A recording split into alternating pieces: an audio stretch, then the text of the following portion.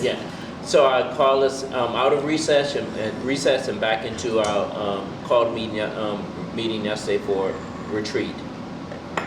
All right. So, what would it look like if you showed up for day 2?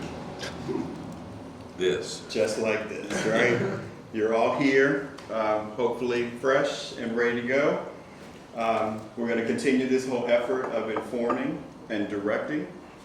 Today is a true component of the workshop experience because you won't sit at your seats the whole time. You got to get up and move around.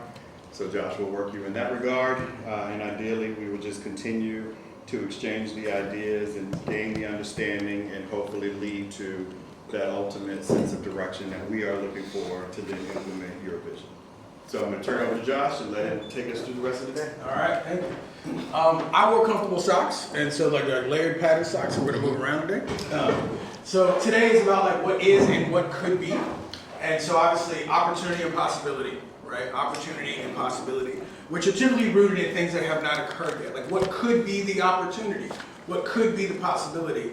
What we're ultimately talking about is thinking about the future, which is a beautiful skill to have, is that my future could actually choose to not look like my current president. We get to help create some direction around that, right? So here's what we're getting into today. We're going to revisit some of the top tier strategic priorities. We're going to do a design exercise called future casting. We're going to do a couple rounds of that, ultimately thinking about possibilities. And then lunch to go is around 1 p.m.-ish. Cool? Okay. Awesome. It looks like we're only doing like 2.5 things up there. It's going to take up most of our day, okay? Because we are going to future cast some current timelines, and I'll explain what that tool is, why it is, and how it helps us think about those things. Just like yesterday, you went deep and wide quickly. Obviously, the big question we're pursuing together, it is a large question. My hope is to get 90% of this question answered by the end of our time together. But if I wanted to sum it all up, it's around direction setting to help inform decision making. And again, you all are the bookends. What you can't see is because we're using a projector is that very, very faded here, it talks about getting there. Where we're going, getting there, and how we know. Getting there is around the strategy and execution. And that's this team's job, is to be able to take your direction and to take how you want to measure it and start to think of strategies and plans. And you don't want to be in those rooms, trust me. I don't know, everybody have full-time jobs? Yeah, then you do not have the time to actually be in those rooms. You would like to actually be in those rooms where strategies develop. That's 40, 60, sometimes when I check in with y'all work 60 hours that week or something like that. That's a lot of strategy and execution. You do not want to be in those rooms. But you can be in those rooms by informing where we're going and how we know we got there. Your thoughts, your ideas are in those rooms. So with each other is what we've been talking about the entire time. And that is alongside in collaboration, shared, contributing part of it. What I should have double stamped yesterday is when you look at this, and we're really going to do it with each other, that's work. If you're really going to do it alongside someone, that means no one's bringing you alongside. We are walking side by side together. In collaboration means that it's your idea, my idea, the idea that both of us come up with, that's work. Shared, it's work. There's no like one person carrying the brunt of anything. With requires a lot of work, which is often why we do things for people sometimes, because it's actually faster and easier. But it doesn't mean it's the right thing to do. I think this is the right way to go about it. But that just requires work. And so you all gave a lot of that yesterday, and I'm asking, that's really what it is. So if you felt tired and you told spouses, kids, relatives to not bother you for the night, you're like, I worked hard, and maybe I worked my brain the way I haven't in a long time. But if we're going to do it with each other, then that means each person that we're doing it with works. They share, they contribute, they're a part of, they collaborate with one another. They were there and they were involved in the process, in the work. You all are being involved and asked to be involved in the work. So it is the value and influence of the right people in the right room contributing in the right way. When you look at a statement like that, you could probably say, in order for that to happen, there probably has to be a lot of strategy, maybe a lot of planning, a lot of process, a lot of pre-thinking. But if you're to get the right people, so I gotta think about just the people in general, in the right room. Okay, what's the room? What's happening? What's going on in the room? Contributing means you're giving effort in the right way. Sounds like a lot of work before we even do the thing. Yeah, a lot of planning, a lot of strategy. Right people in the right room, contributing in the right way. So obviously this is how we're using human-centered design to eventually get to that direction setting part. Yesterday's around where it is, today is what is and what could be, and trust the process. I think you all have been, thank you for allowing me to kind of like guide a little bit and push and coach and mentor a little bit, but trust the process that we're gonna go through. I promise there's been a lot of pre-planning in asking you all to come in and be with us in this thinking, okay? Ground rules for today. Workshop is how we strategize. What I should also double tap yesterday is when we do workshops, we usually do two types. There's an education workshop and a strategy workshop. Education, for the most part, is about almost like putting out a fire and preventing one. When you prevent one, you're like, there's probably no smoke. You get to like a little leisure, looking through, checking, brains not, whatever, and then there's putting out a fire. Strategy is that there's actually something going on. It exists currently. And the brain and the mindset and the work requires. This is around something going on. So we are in a strategy workshop together. I mean, something's going on we actively have to look for and kind of put out. This isn't, yes, there's going to be some preventive maintenance, hopefully with some of the direction that you all give, but something's going on. We got some things to actually talk about. I think you heard yesterday that when you looked at the budget and you looked at the community, you're like, man, there's some real active things going on that we get to help provide some direction around. So yesterday you saw this, let's work. But today's a little different. Anybody ever watched the show? Yeah, watched the show. Anybody guilty pleasure of watching the show? Well, this show was interesting. These people had to like go through these like gauntlets of exercises and gauntlets of things to make sure they didn't fall in the water. Some succeeded and some did not. Some actually did not succeed. This was a guilty pleasure of a show, and I like watching people get hurt. A little dark humor, but it's all good. But yeah, this was a fun show to watch. It was called Wipeout. But yeah, very interesting. This actually symbolizes a little bit of our work today. We're not going to be running any like gauntlets on water, but we are going to be moving through a series of exercises over and over again. Okay. What about this show? Anybody watch this show? Yeah. No? Okay. All right. Very similar show. These guys and these ladies were doing. They were like peak at the peak. They were going through exercises like there was no tomorrow. Anybody ever play this game? All right, okay. Gauntlet of gauntlet. It was a gauntlet. There was a lot of movement through exercises. So when you see this is what this means today. This means let's work. You're no longer going to see the workshop visual. You're going to see the gauntlet visual, because that's what working is going to look like today. We're going to be going through a series of exercises round after round after round. Okay? It is a fast-paced day. It will be a fast-paced day. And I will try to also get you out early. We're going to decide quickly. And none of this is, by the way, like just super casual. Like I'm literally just trying to give you all the answers. It's a fast-paced day. We're going to decide quickly. It is a gauntlet. Really one thing you'll really learn about me too is that I'm just super direct. Like I have no reason to like lie to you or beat around the bush. Like look, it is a fast-paced day. Now like it's sort of it's going to be.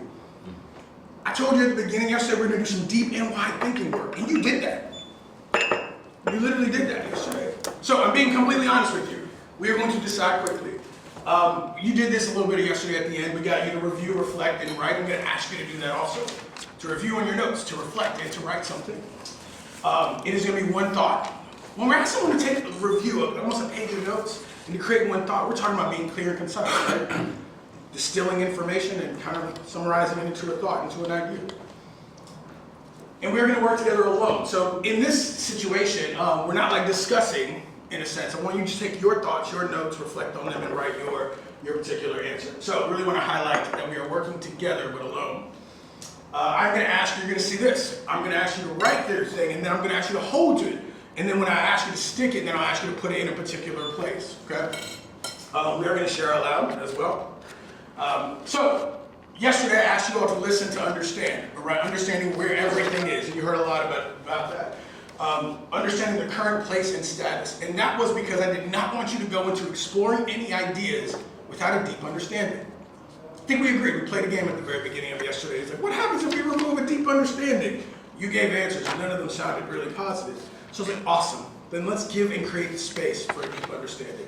A deep understanding of strategic priorities, a deep understanding of the budget, at least as much as we needed to know to go into today.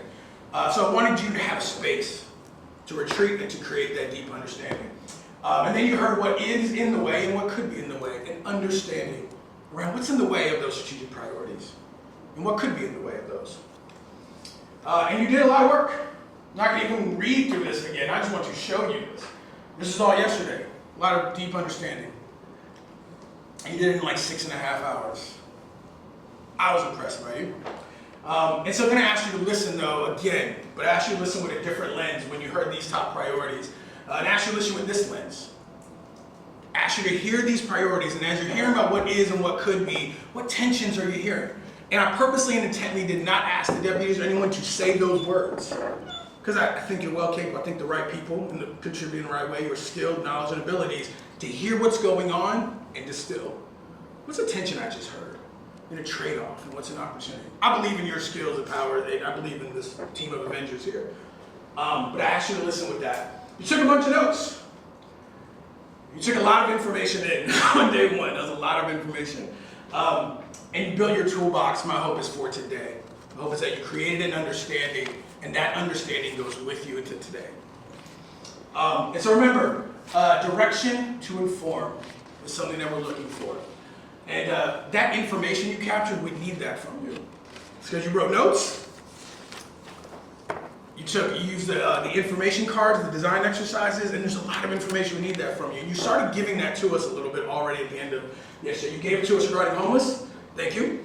You gave it to us regarding education. Thank you. And now I'm going to put you to work. If you could grab your rectangle Post-it and grab your Sharpie, I'm going to ask you the same exact questions I did yesterday regarding tensions and trade-offs, regarding transit. And then I have some amazing runners. You got some runners, some gauntlet runners. Yep, awesome. So what I would like you to do, I'm going to kind of move back and forth. Remember your tensions. I want to put this up here so you can just review and just sit with it for like 20.5 seconds.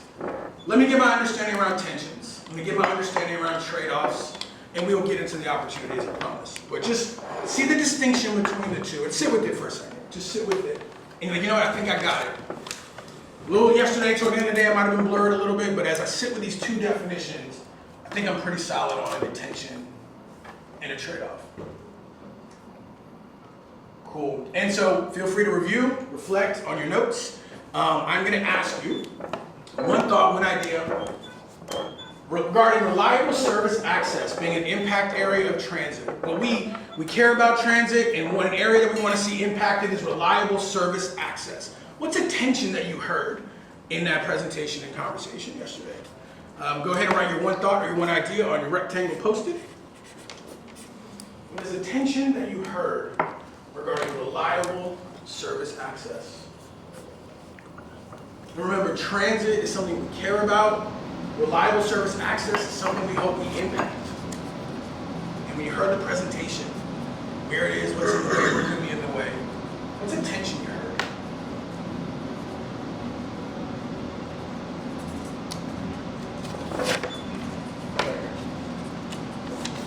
I'm sorry.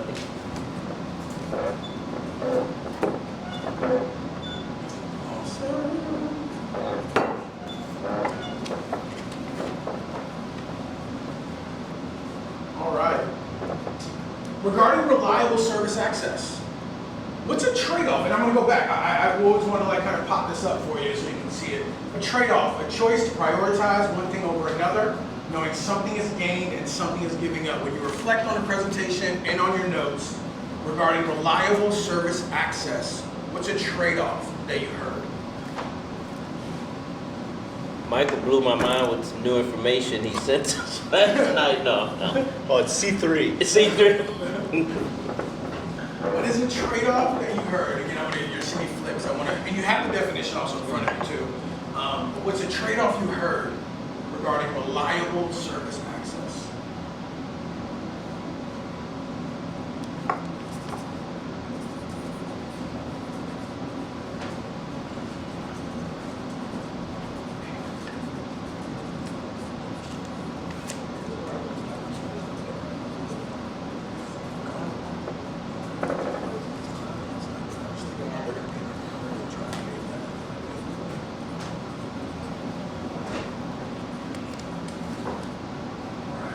Trade-off that you've heard.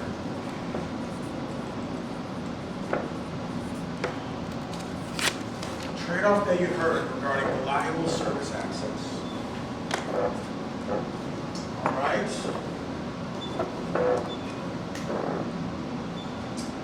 Moving into climate impact reductions. Transit's what we care about. Climate impact reductions is something we want to see impacted. What's a tension that you heard in yesterday's presentation? Ashley and James worked really hard on getting you information to hear, to listen, to understand. What's a tension that you heard regarding climate impact reductions?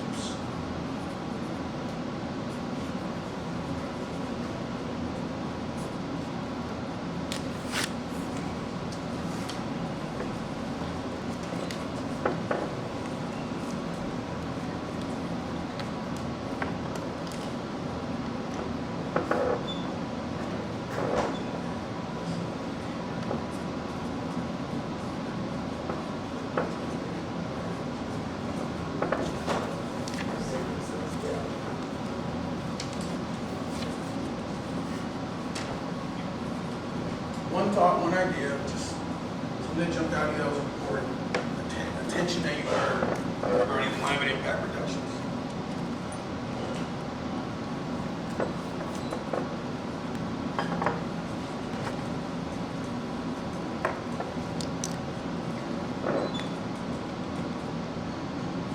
Okay. Looking at the definition of trade-offs, a choice to prioritize one thing over another, knowing something is gained and something is given up. What is a trade-off that you heard yesterday regarding climate impact reductions? Again, a choice to prioritize one thing over another, knowing if something's gained and something's being given up. What's a trade-off that you heard and understanding where it is?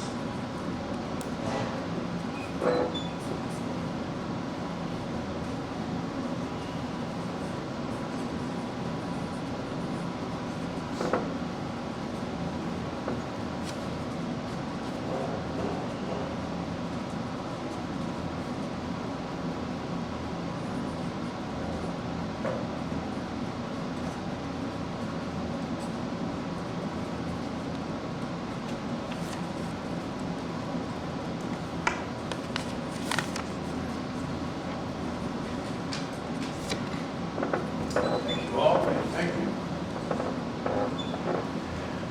All right. Tension.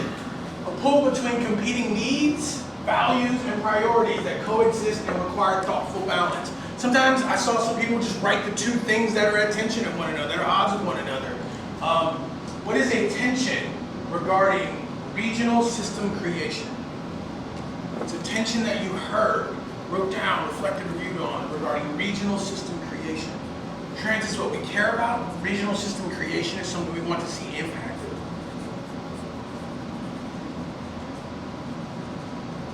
It's a tension that you heard.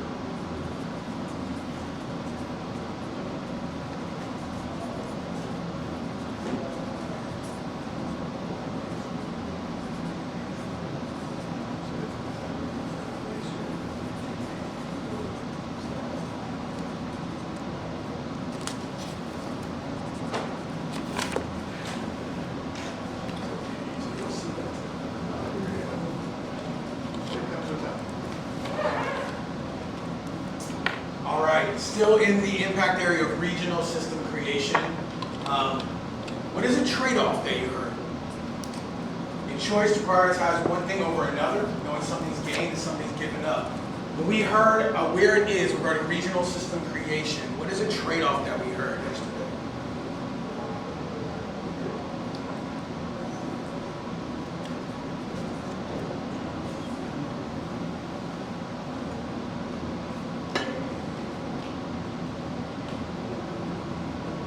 Choice to prioritize one thing over another, knowing something's gained and something's given up regarding regional system creation.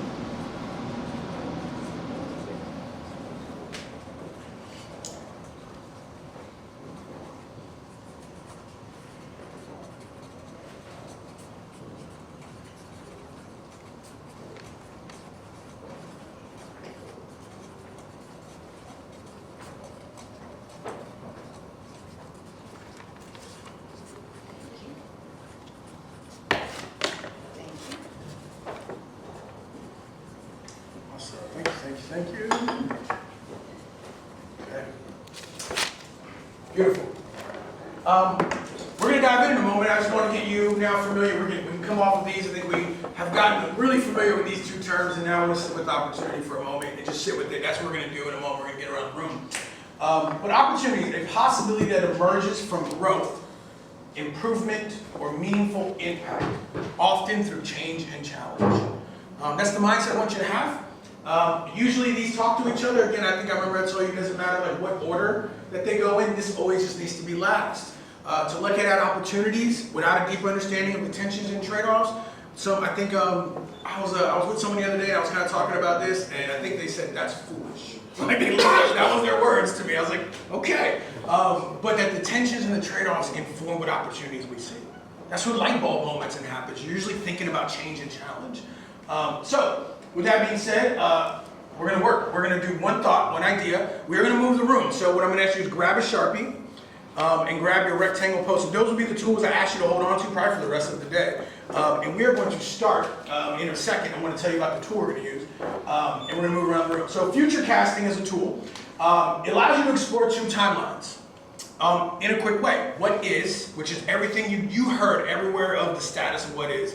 And I got that information from you, and so we put it all around the wall. And so you're going to get to see your understanding and your kind of colleagues' understanding of what's going on.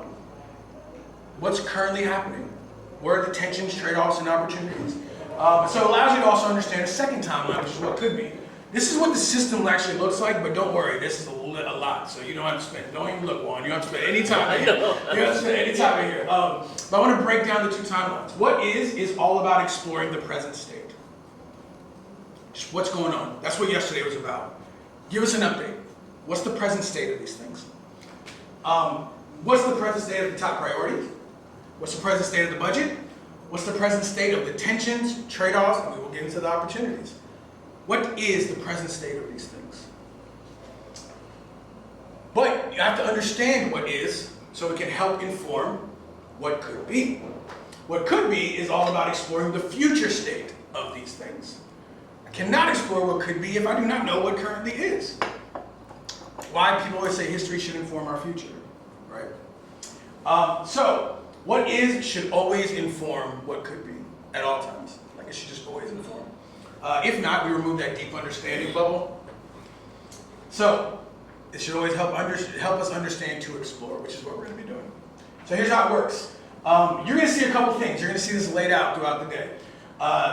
You're going to see the top priority that we've been talking about. You're going to see an icon of a budget. I'm going to get Sam to kind of paint the picture and talk about that in a minute. You're going to see the impact areas that we've been talking about. You're going to see a decision that you all have made in the past or presently regarding that particular impact area. And it's probably not going to be unfamiliar. You're like, yeah, we absolutely decided that. So you're going to see that. Those decisions usually create some tensions. Those tensions usually have some trade-offs. And then when you look at it all together, you can see an opportunity. I'm going to get you to do that. Cool? So the way it works is the budget. I want to kind of preface that we can't change the world, but we need to allocate resources towards trying. That's what we do. We can't change the world. Anybody ever go out like date night or just go out with friends or whatever it may be, and they're like, we want to go here, here, here, here. You're like, I don't have the budget for that. Your budget is dependent on where you're going out that night and what you plan to do. But we can't change the world, but we definitely get to help direct some resources toward trying. Top tier priority is the focus of what we care about. We care about it, and we care about other things, but again, we painted a picture yesterday of why we want to talk about these. They're getting a lot of your time, a lot of your resources, a lot of your conversation, and if I get to be with you in a room, let me do the hard stuff with you. That's the other stuff you can think about. This is the hard stuff, harder stuff. Your job's hard. And then the impact area. The impact area is how we measure we're doing the top tier priority well. So, I want to talk about the budget. I want to invite Sam up to kind of actually be able to shape. You're going to see some numbers around the room in these timelines. But again, we can't change the world, but we need to allocate resources towards our focus. So Sam, if you want to kind of chat, because I don't want any of the numbers to be shocked, so I want to give you a little bit of an insight as to the numbers that you'll see up there, and then I'll tell you how we're going to use them. So what we had to do, we thought it was important to make sure that we level set so that the exercise can actually cause the comparison between the choices. So we're setting the stage as a 10-year period. So each of the 3 top priority areas have been framed with a budget that we've offered to you for a 10-year window. Housing, we've set the number at $110 million because that's based on what we're doing today, how we're doing today and what is likely to result in a 10-year period. So that 110 million is meant to reflect that for where we are in all three of these subcategories, these impact areas that have been identified. When we look at education, the number is $225 million, and you're gonna say, where'd that come from? That is not a number that we've heard. It is. You heard $176 million yesterday from James, and you also heard that currently the financial operations are increasing $5 million a year every year. So to take that forward, as that's where we are, assuming we will be doing the exact same thing, that's 50 additional million dollars atop that 176 number. That's how we got to 225. You can think about that later. And tell me what the transit number is. 63.4 million. 63.4 million is the transit number. That is the recognition of attempting to get to 30-minute service system-wide. Also making sure we get Sunday service back. So what we tried to do was we tried to make sure that we were planning that 10-year window, that each of these 10-year windows is about getting where you said you wanted to get in the current conversation. So the pre-COVID level, but we've also learned over time with you that it's beyond pre-COVID level. We're trying to get back to a minimum of COVID level and add a couple of enhancements, and then we would feel satisfied for the moment. So to do that, as well as to realize EV buses being a part of that transition and the added cost that comes with it, the $63.4 million is what the local match requirement would be to produce all of that. It is much, much more expensive to do that, but that is also banking on the idea that the state and federal government is going to be available to help us keep that number at $63.4 million. So within that, you see the challenge of that number being smaller. Natural mind says, let's go do that one, because it's smaller. Smaller with a lot of caveats that are beyond our control. And that's what we've got to keep in mind as we try to level set the three top priority areas and then determine within each one of them. I've referred to it with James and Ashley specifically, and I think I shared it with Josh. My job feels like there's a table with a series of levers, and they are all set at the middle. And what I have had to do over the course of conversations with you is push forward, meaning higher amounts, pull back, meaning lower amounts. That's what this exercise is trying to also help us do again. Where do we pull? Where do we push? We can't push them all to the top because we don't have enough money to do all of them at the top. We're not going to pull them all back to zero because that's not who we are. So what is the right setting that we need to make? So to frame the conversation, we try to give you a budget number because he told us we had to. But to give you a budget number within which to operate, 110 million for housing, 63.4 million for transit, and 225 million for education, with all the caveats of there's extra money that could be available if we get the tax that the state would allow. State and federal resources there, and there's additional opportunities to look at what we can do in the housing space as well. So, 10-year window, that's what we're trying to set. So can I ask a question? Yeah, sure. So is the notion that we have to choose one of the three? No, I think this whole exercise is really not about choosing one of the three. You've already chosen the three. You've chosen all three of them. What we're trying to make sure of is that you are recognizing within each the tensions, the trade-offs, and the opportunities, because we're going to have to work that lever system. And if I can add to that, it's about also directing and informing those levers as well, like how much of and when, and we can't do that without direction or information from you all. But in order, you would then say, Sam, if we're going to direct you to kind of how much to pull those levers, we need some information. We might need to consider some tensions and trade-offs in budget if I'm really going to help you understand or inform you to how much to pull. Because it isn't just a pull up and down. Sometimes you can set the lever in the middle or a little of the, whatever it may be. But if we're going to give you direction and inform you of how much to pull, we need some information. We might need to know what the tensions are in the budget that you're asking us to work within as well, in order for us to really guide you as you go and do that strategy of pushing and pulling. Because you're not deciding today. You're not telling me where to put the lever. You are giving me an indication as a team for us to know you want that one pressed a little bit harder. that one you can lighten up on a little bit. That's what you're informing us of. That's what we have to then But internalize mostly and bring that within back to. that. Within category. each of these, Yeah. within each of these impact areas under that section, yes. With consideration of what we now would see as tensions and trade-offs Okay. as well. Yep.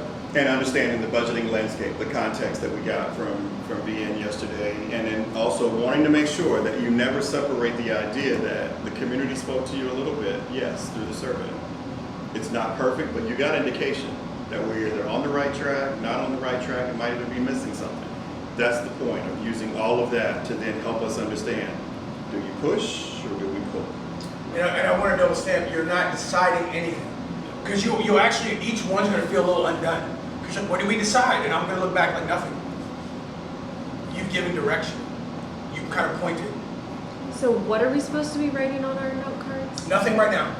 Yeah, he hasn't told you. Yep, nothing right now. That was just- Yeah. Okay. You're like, I'm waiting. What are we I can see it on your face. Nothing right now. Nothing right now. Got Yep. it. Yep. So just know that you are not deciding, gaveling anything. It's really around. You think of a hot spot in a lamp. You're like that way. It's direction setting. It's vision. That's what it is. And vision and consideration of some of the things you heard yesterday, as well as what we have up there. I want you to feel comfortable with. Can you look at each other real quick and say, we're not deciding anything today? Juan, can you make that? Yeah. No decisions Take made that today. pressure off. Yeah. Yeah. Notice that we are direction setting, and when you look at the word up there, it's to inform and to direct. It is to inform and it's to direct. Okay? The decision will come when the budget comes your way. Yeah. That's why I need the information. But with your information, with your direction, you'll get presented some things eventually to decide. So, thank you. Cool. Along with the budget of consideration, things I'd like you just to have in your mind while you're looking at these two outcomes, these two what is and what could be, is around these things. Decision, which is a directional, and these are decisions that you kind of made already. So you'll see those up there. Again, they're not going to be no-brainers. I'm most likely to get Sam or James or Ashley to read them out loud. Like, yeah, previously we decided that. But it's important. And so the way that the order is going to be looked at is a directional decision made to help our impact come to life. And that creates competing needs or values that pull as a result of the decision that was made. And then the trade-off, what was prioritized and what was a let go as a result of the decisions. From those, when we get to add up priority, budget, what area of impact, and we look at these, this can help inform an opportunity. Remember yesterday, understanding. It's like, I feel like I have a good understanding. I think I see an opportunity. So your decision, directional decision made. I want to kind of give you an example, right? So you have a strategic priority of housing and an impact area of homelessness. There was a decision to kind of like what previously made within that. I'll kind of walk through really quick.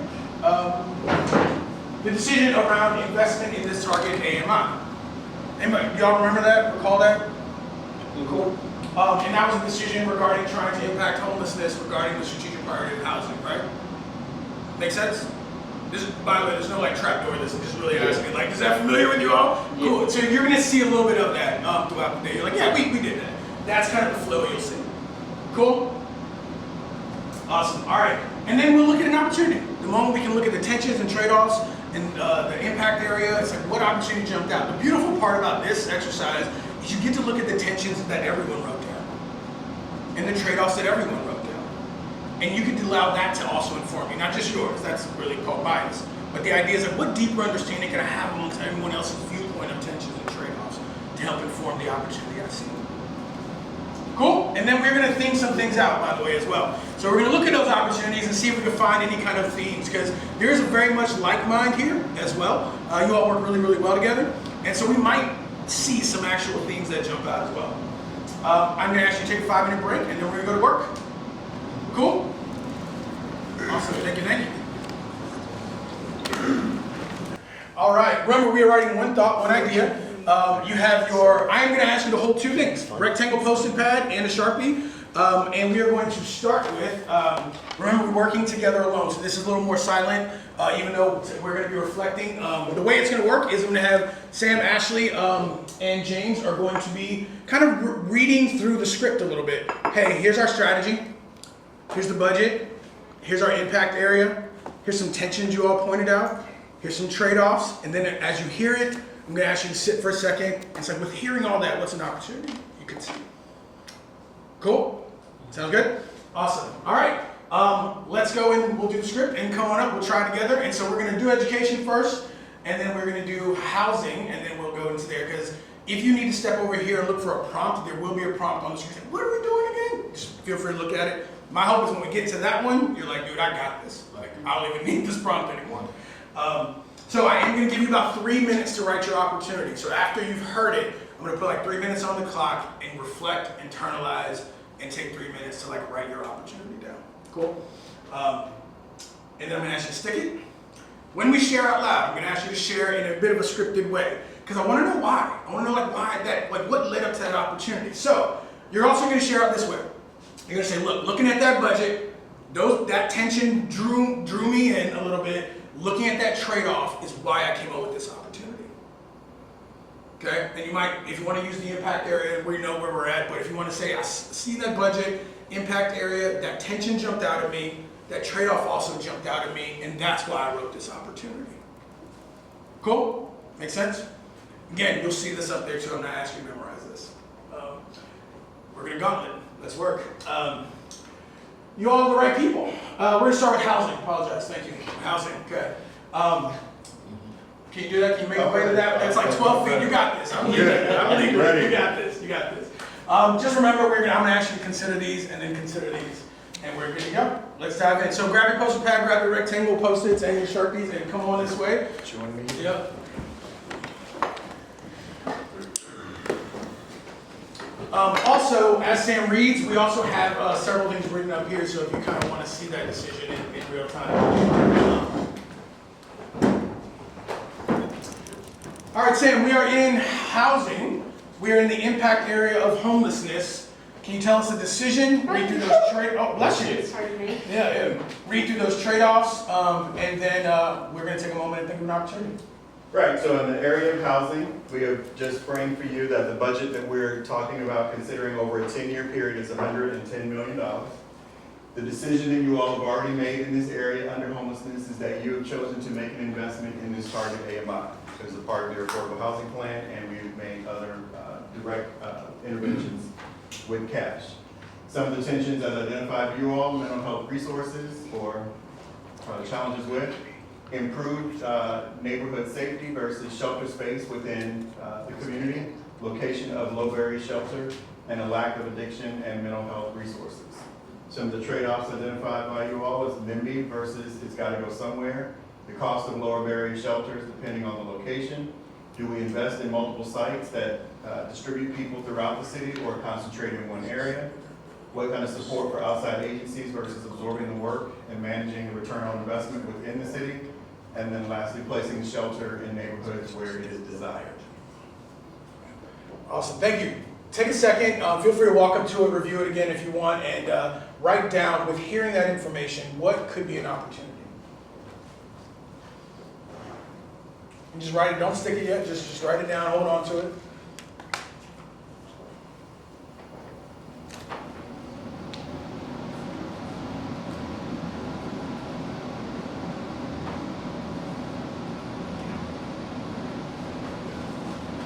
By opportunity, do you mean simply how we would choose to resolve the trade-off, or do you mean that we're supposed to come up with something new? Yeah, opportunity being a potential path for growth that might evolve after hearing all of this. Because the opportunity almost has to be, to a point of like, how do I solve what I'm hearing a little bit? What's an opportunity for us to kind of, with consideration of the tensions and trade-offs, what's an opportunity to do something about it? This is around giving you context and information, and what's an opportunity to still impact homelessness with consideration of these tensions and trade-offs. Great question, Lloyd. Great question. And again, thank you for reading, Sam. And feel free to lean in if you want to look at something a little differently. But we're tapping into a lot of that systems thinking mindset as well. Is that this speaks to this, speaks to this, speaks to this.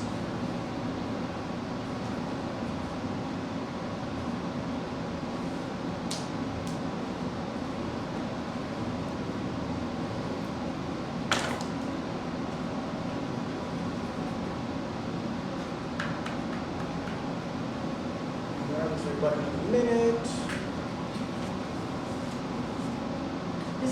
one opportunity, not like fully. It's not a strategy, right? It's just like, you know, It's I not- think you might want to lean One of the toward. things we could do, not fix the problem. Correct, yeah. You're like, you know, after hearing all this, I do think I could see an opportunity to do this. I think I don't know we'll fix it in our lifetime, right? But it's the idea of after hearing these tensions and seeing what's the trade-off, I could probably see an opportunity to potentially do this or lean this way, or I have this idea or this direction. Yeah, dude, don't hold the pressure to fix it all.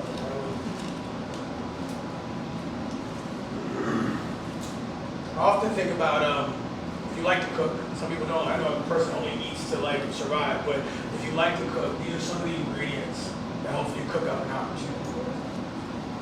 I've got 2 opportunities. Okay, hold on to them. Yeah. Awesome. All right. For the most part, what I'd like to do is, if you look at the screen, there's the share method. Tell us, say, you know what, I considered a budget.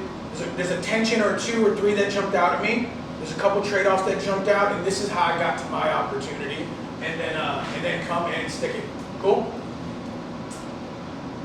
All right, who'll go first? Yeah. So we have limited funds available for this, $110 million. Tension, there's a bunch of tensions.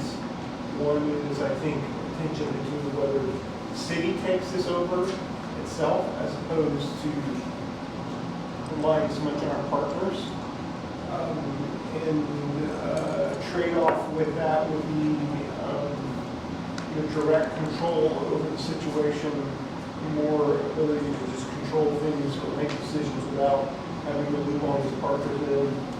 And so an opportunity would be perhaps the city should take the lead in terms of actually running the shelter.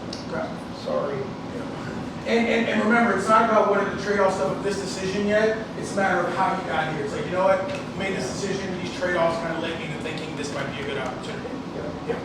The second one I have, if that's okay. Please, yeah, go ahead. So, one of the We'll allow it. Everyone throughout this exercise will get 1 extra opportunity if you have it. Attention, I think, is just the fact that there's a lot of stated desire in the community to, quote, fix this problem. The reality when people go to site shelter is they don't want to hear them. That's my sense. And so What was the trade-off that jumped out of you? trade-off would be whether you put a large site in a certain neighborhood and make it when they're more than you or not everyone, but a lot of people, or whether you figure out a way to distribute the opportunity, we'll call it. Okay. So I wonder about splitting the beds up among the neighborhoods. Thank you.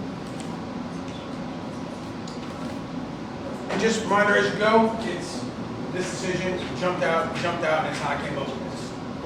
You don't have to think about the tension trails, or I don't want you to do that to yourself. Do not like, so if I put this up there, this kind of don't go there yet, okay? That's all the what could be stuff. We'll get into the future stuff later, but how did it lead up to? Okay, how'd you get on that opportunity? What up here led you? Remember, looks, budget plus tension plus trade-off equals this is how you come up with this opportunity. Cool.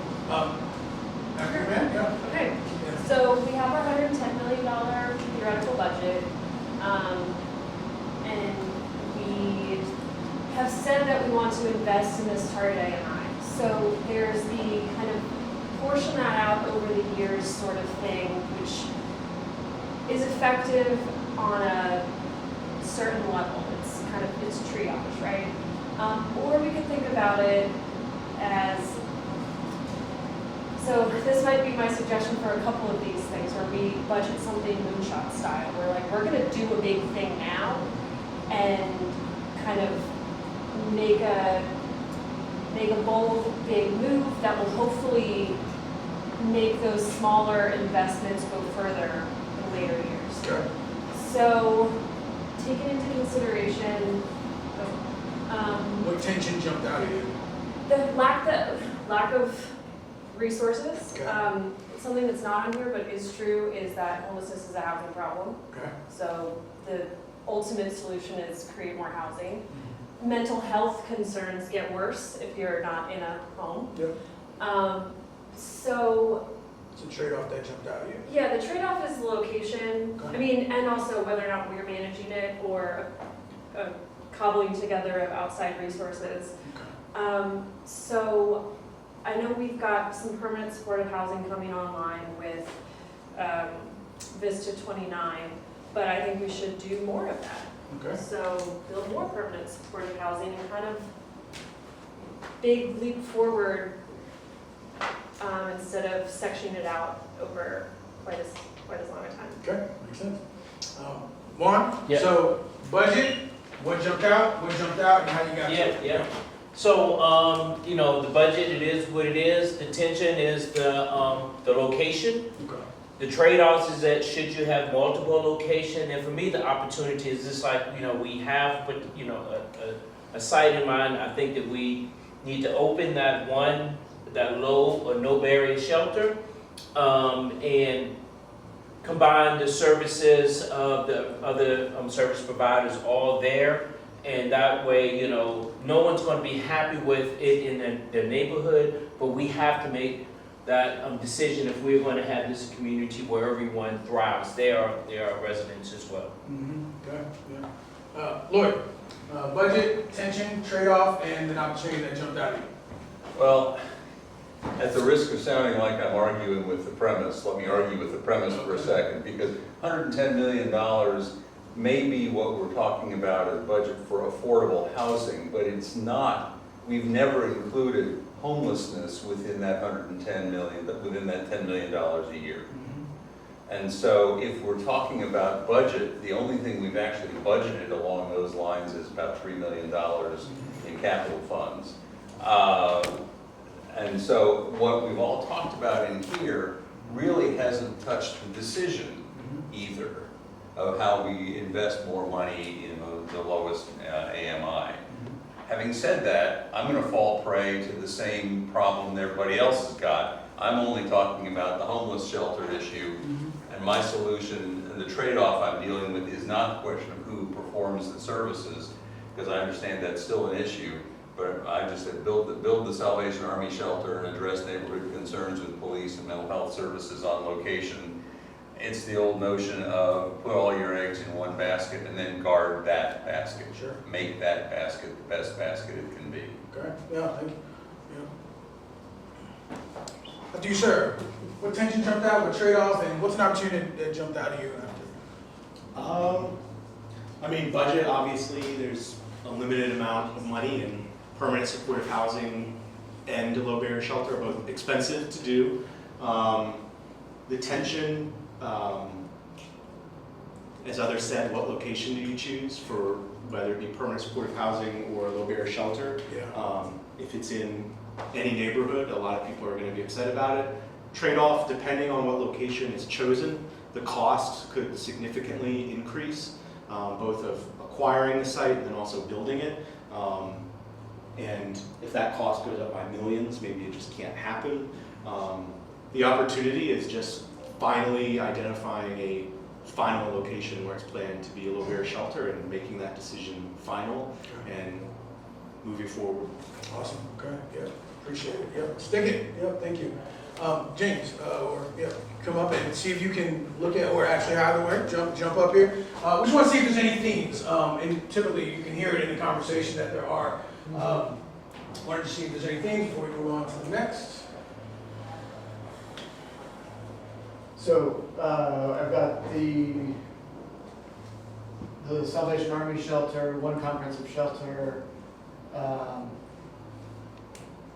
one final site for, I mean, we've got 3 of these that are all talking about one shelter. We already, there's at least one theme that we see up here is that there is the idea of One location, one shelter. One location, one shelter.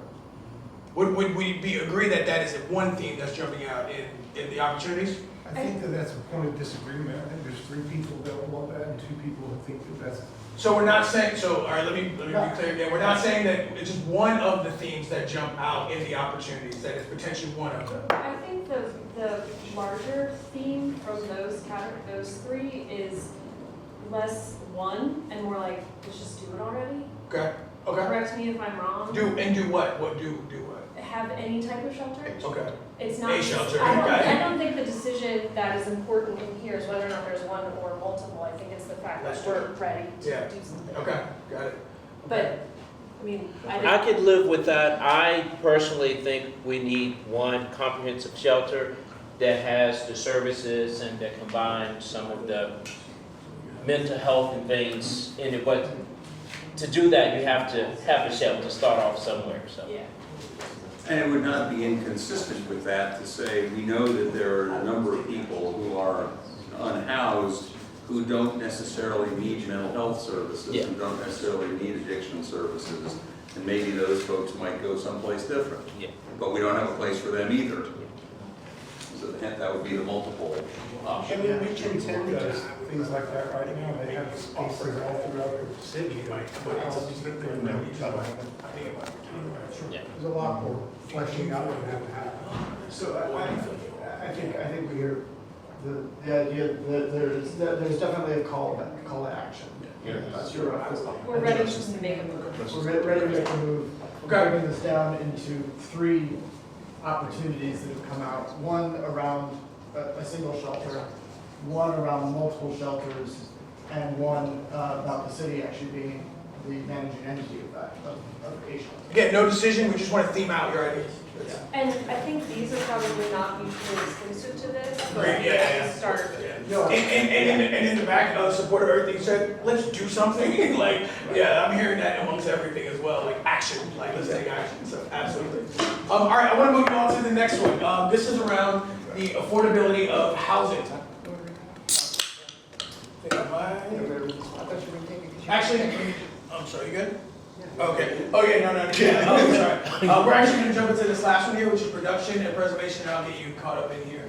So James, if you wanna go ahead and read through, so you can kind of hear what's up there. So the addition, adoption of a progressive and inclusionary zoning ordinance that promotes density. And attentions, dollar figures, 360 units, comes out of affordability, thank you. Regulations between stormwater and environment versus flexible land use. Tension around amount of money allocated versus the production of the actual number of units. Allowing new supply while also allowing for community benefit agreements in communities the city historically screwed over. And high construction costs. That's So technical. Yeah. those are the tensions. Trade-offs related to production and preservation of affordable housing. Most vulnerable residents will have access to affordable housing. There's a trade-off, important impact, thank you, of stormwater versus people having a place to live. Trade-off, how much can we afford to spend to preserve a unit of affordable housing? Focus spending or creating new affordable units or preserving naturally occurring affordable housing. And then finally, opportunity costs of staff capacity to monitor and collect, analyze data. Turn it back to you. Any questions on those? Take a second, take 3 minutes, and as with consideration of those things, what could be an opportunity?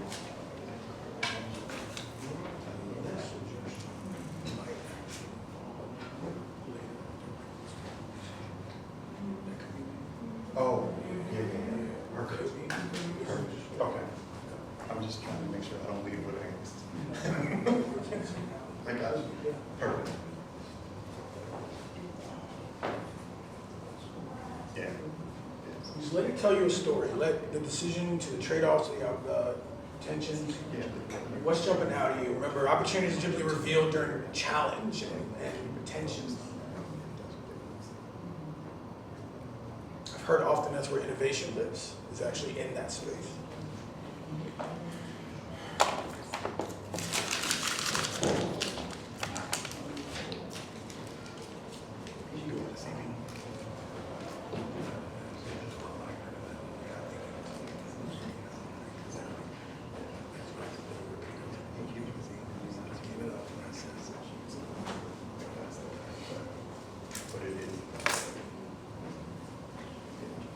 Hold on to that opportunity once you have it.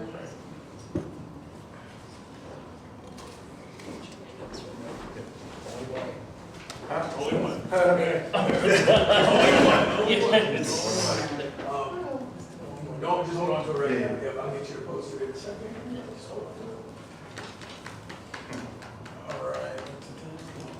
Juan, would you like to start us off? Yes, All right, yes. so opportunity, follow the script there. Looking at the budget, looking at these tensions, looking at these trade-offs, here's the opportunity, I think. What jumped out? So again, I'm not really gonna focus too much on the budget because, I know what we have Yeah, there. it's there for consideration. Right, but for the tensions, what I saw is that we want density, we want affordable housing, and some of the trade-offs that we heard, and also maybe as part of the tension, is the regulations. And so what I propose or I see as an opportunity, is that we have a one-step approval process. If someone comes in with a lot of density for affordable housing, that one opportunity, they can come in, get approval, or 90% of that approval, because what we hear is that they know that our process takes so long and that has an impact on the cost. So that is my one-step approval process for developments of affordable housing. Okay, awesome. Cool, great. Production and preservation of affordable housing. Next, considering the budget tensions, trade-offs, what opportunity jumped out at you? Okay. Well, my thought, and partly this is because I hadn't even thought about it at all until yesterday when somebody mentioned it, is that Lloyd, I feel like we won. If we can get you to think about something that has not been thought about it, we have won. We have absolutely won. I'm done for the day. That's it. well, then I should have gone home yesterday. That's it. Is this notion of 360 units that are coming out of affordability in the next year or so. And it gets me to thinking about basically how much do we have to spend to keep a unit of affordable housing affordable? If, for example, if we took the entire $10 million and allocated it to doing something to preserve those 360 units, that's about $30,000 a unit, which is actually cheaper than what we're typically spending these days. And so my suggestion, and it's really, call it an opportunity is probably a misnomer, but perhaps we get more bang for the buck in preserving 360 units in that way if we have to.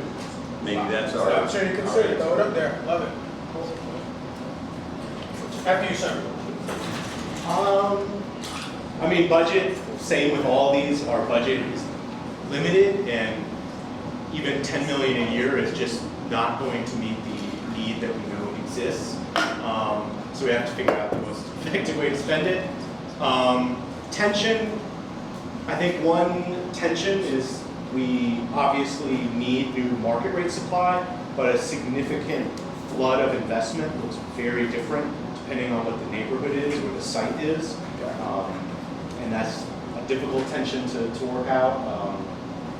Trade-off, any investment we make means we didn't make a different decision on what affordable housing strategy to invest in. The opportunity I had is for the city to be more data-driven, develop more kind of in-house capacity to study things with data or do studies, so we can figure out what would maximizing impact look like. Like Lloyd's point, maybe like Pittsburgh's housing authority has started to buy naturally occurring affordable housing because they found it to be far more cost effective than building new affordable units. Is that something we want to do more of? Or how do we use data to measure the trade-offs of regulations instead of just kind of going off hearsay and do a real cost-benefit analysis? Or should we do more community land trust strategy because that impact is cheaper and meets the biggest needs in the community? So, Okay, thank you.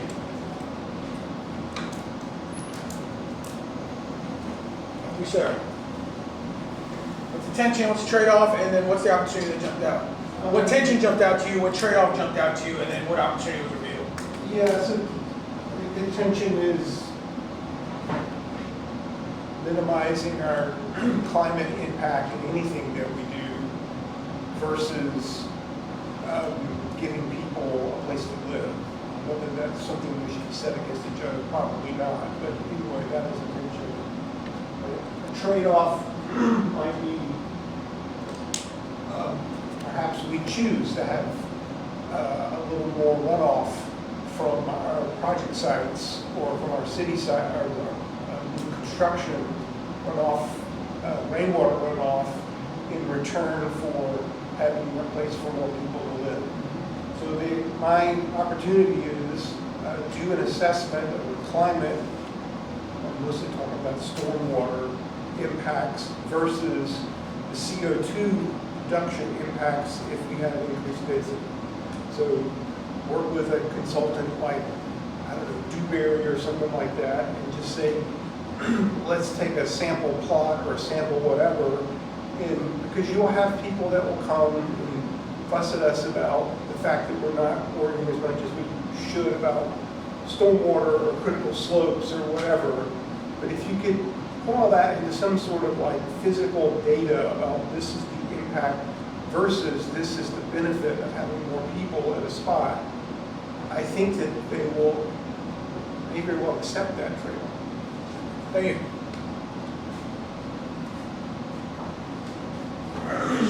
Potential jumped out, the trade-off jumped out, and tell us how you got on the opportunity. Yeah, so yes, our money is constrained, and so this is one of the places where we have the option to let not our money be spent by, well, let me get there. So, budget. We can contribute to housing, but also other people can too. Attention is so I'm going to focus on the stormwater situation and the like permitting process. You know, a building that is X number of square feet, no matter how tall it is, has the same amount of runoff, stories wise. So that's the thing that I wanted to focus on. Okay. And then, one of the trade-offs is, this corner is like just the approval process is like, yeah, we got that. Sorry. Thank you.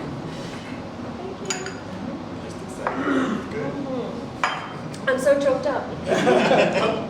So mine's kind of long, but it covers some bases.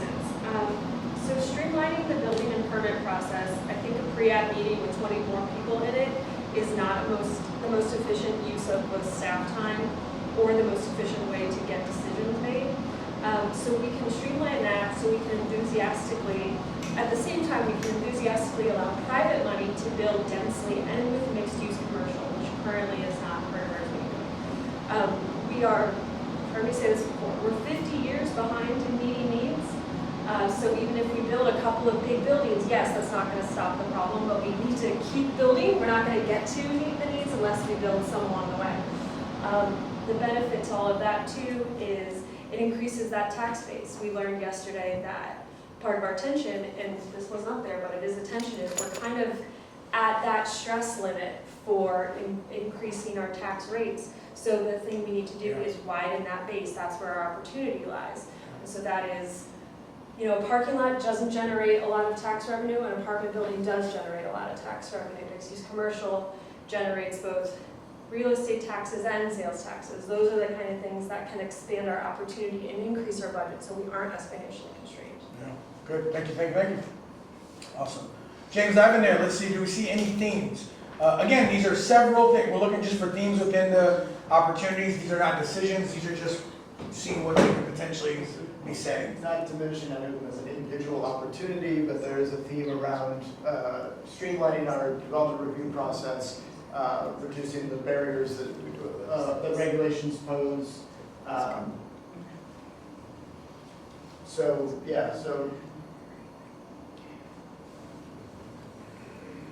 mean, I think that's the primary theme. Everything else is kind of an individual item. I see the relying on more data analysis in our decision making around the regulations, I presume, that we adopt, or in the policy decision. Yeah.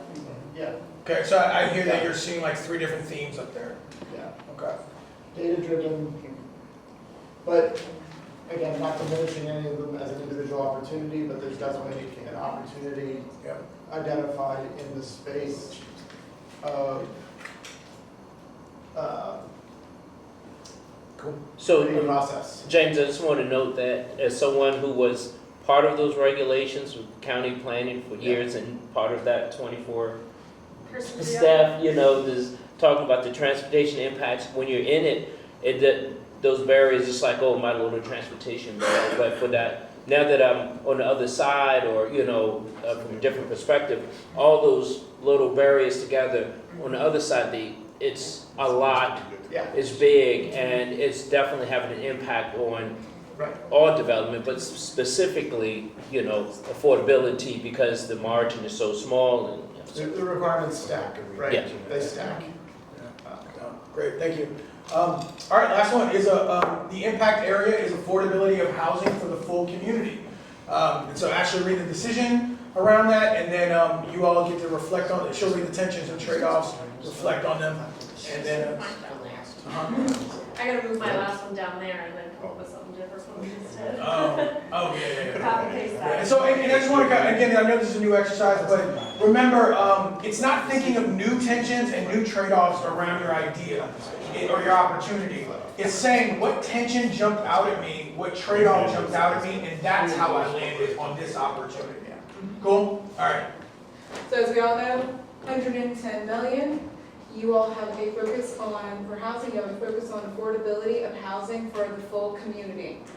A decision that you all made was to endorse the affordable housing plan.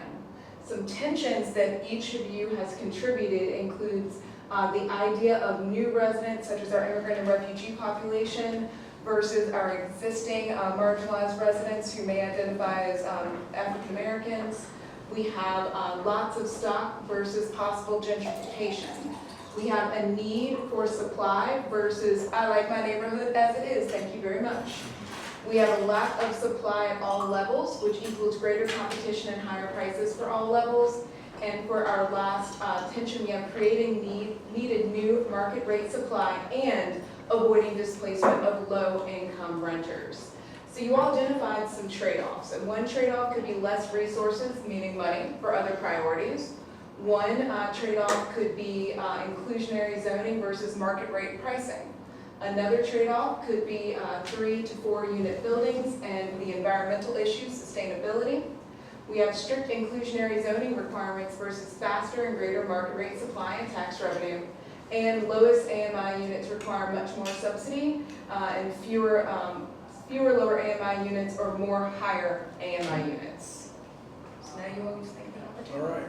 Reflect on those trade-offs, reflect on the tensions, and what's an opportunity within those?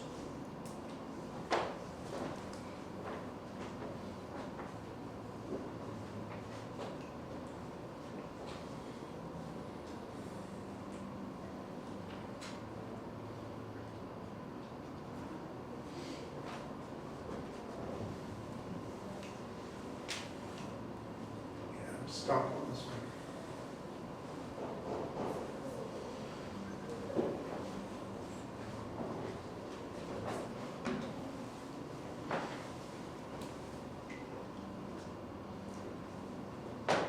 Which is a potential path for growth and meaningful change when we look at those tensions and trade-offs.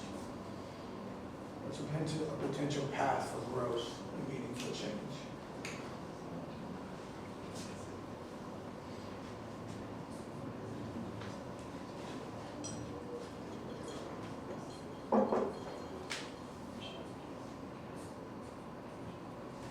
Just hold on to it once you write it.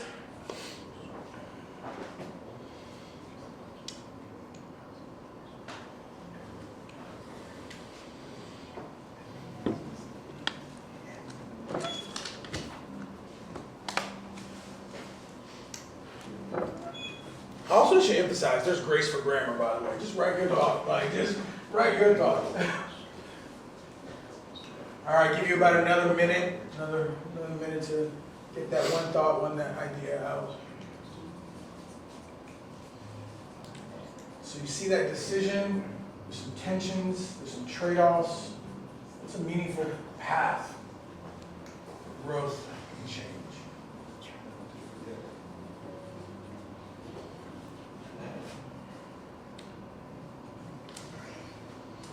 All right, who's leading this? Who's starting this? Lloyd? So What tension jumped out, what trade-off jumped out equals what equals your opportunity? So the tension that I was sort of struck by was the tension between, and to some extent this is going to touch on what people said in the other category, but is the need to make it easier to build 3 to 4 unit buildings. I think that what we've seen is that we've had a lot of political attention, a lot of our time being devoted to things like the Verve and 300 unit projects and things like that. But the essence of our zoning ordinance, our new zoning ordinance, was really intended to be the missing middle, the 3 to 4 unit kinds of buildings, which we understand from James is running into issues with regulatory kinds of things. That's something that is uniquely within our control. We have the power to do something about that, and that's an opportunity, it seems to me. And so it's simply make it easier to build 3 to 4 unit buildings and deal with those regulatory issues. Okay. Yeah, just right above that big yellow one right there. Yep, yep, there you go, yes, sir. Cool. All right, next. I'll go. Okay, thank you. So, something that I wanted to, that struck from here is the words gentrification and displacement were used. And I think that often people think that they're the same thing when there can be gentrification without displacement, and there can be, you can do that by generating enough supply that you're not kicking people out of their homes because of demand and prices going up. So I think that's partly, we've just used this metaphor before where it's a balloon and you're putting pressure on the balloon. When you put pressure here, it increases pressure there. Yeah. So if you spread out that pressure, you're allowing for, you're minimizing impact in any one particular area. Okay. A little off what I wrote, but I kind of just want to reiterate what I said over here, which is more supply at all income levels. Okay.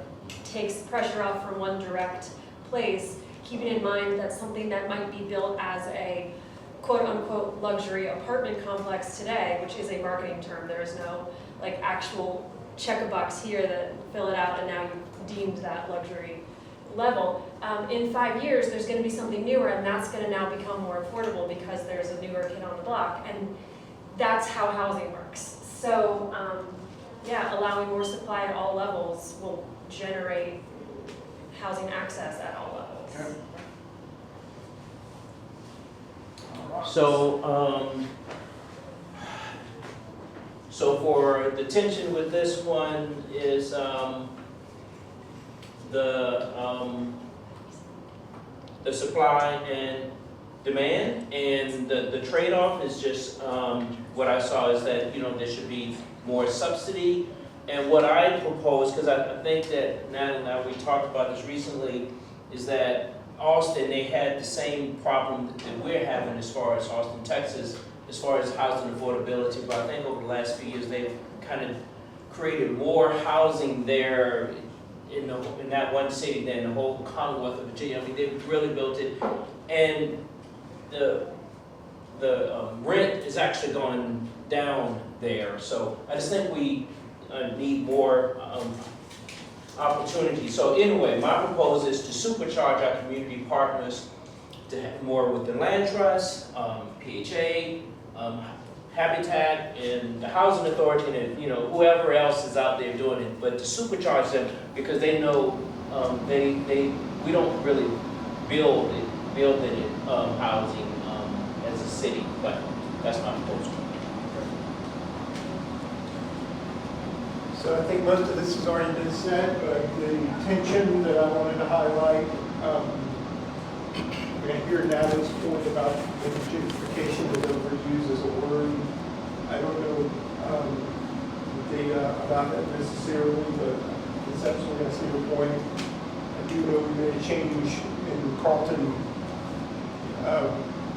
Mobile Home Park, was almost turned into some sort of different housing.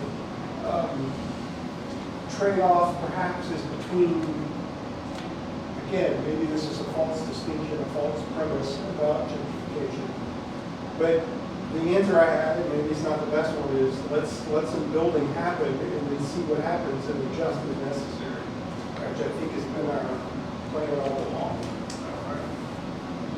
Back to you, sir. You want to be err on the side of, Doing something. yeah. I mean, similar to the other areas, budget, there's a limited amount of money, how to use it most effectively. I think tensions are similar. What someone needs or the impact of housing investments looks very different based on their income, and each income band has different needs and impacts. Trade-off, again, similar. I think one trade-off is just, how do you balance the need for the market rate supply with really looking at details of each specific site and looking at possible impacts across every income band. For opportunities, I had two. The first one I think applies to all these things, which is for the city to tell stories better that reach the community. The vast majority of the people in the community, they don't know what a CX8 district means. They don't know what the inclusionary zoning formula is, or maybe don't even know what inclusionary zoning is. But we've been doing a lot on housing, but on all these issues, what we're doing is not breaking through to a lot of the community, because I think people connect with stories, not policy details. So how do we make the community feel like we're working with them, not for them, to go to that framework? I see what you did there. I see what you did there. Oh, you're leaving here? It's okay. Sorry.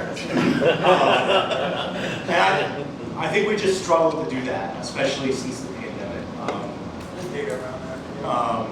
And the second opportunity, I think it's an opportunity to just really engage with deep nuance on this issue, because, for example, a 5-story new apartment building at Carlton Mobile Home Park or our other mobile home park, the impact of that is fundamentally different than a 5-story apartment unit in JPA or an 11-story building in JPA or on a vacant piece of land.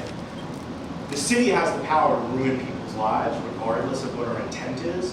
So how do we engage with nuance and humility about accomplishing the genuine need for more market rate supply while acknowledging we have the power to upend people's lives if they're renters and they don't own the land, and there's going to be no option for them, at least for decades, within Charlottesville, regarding like filtering.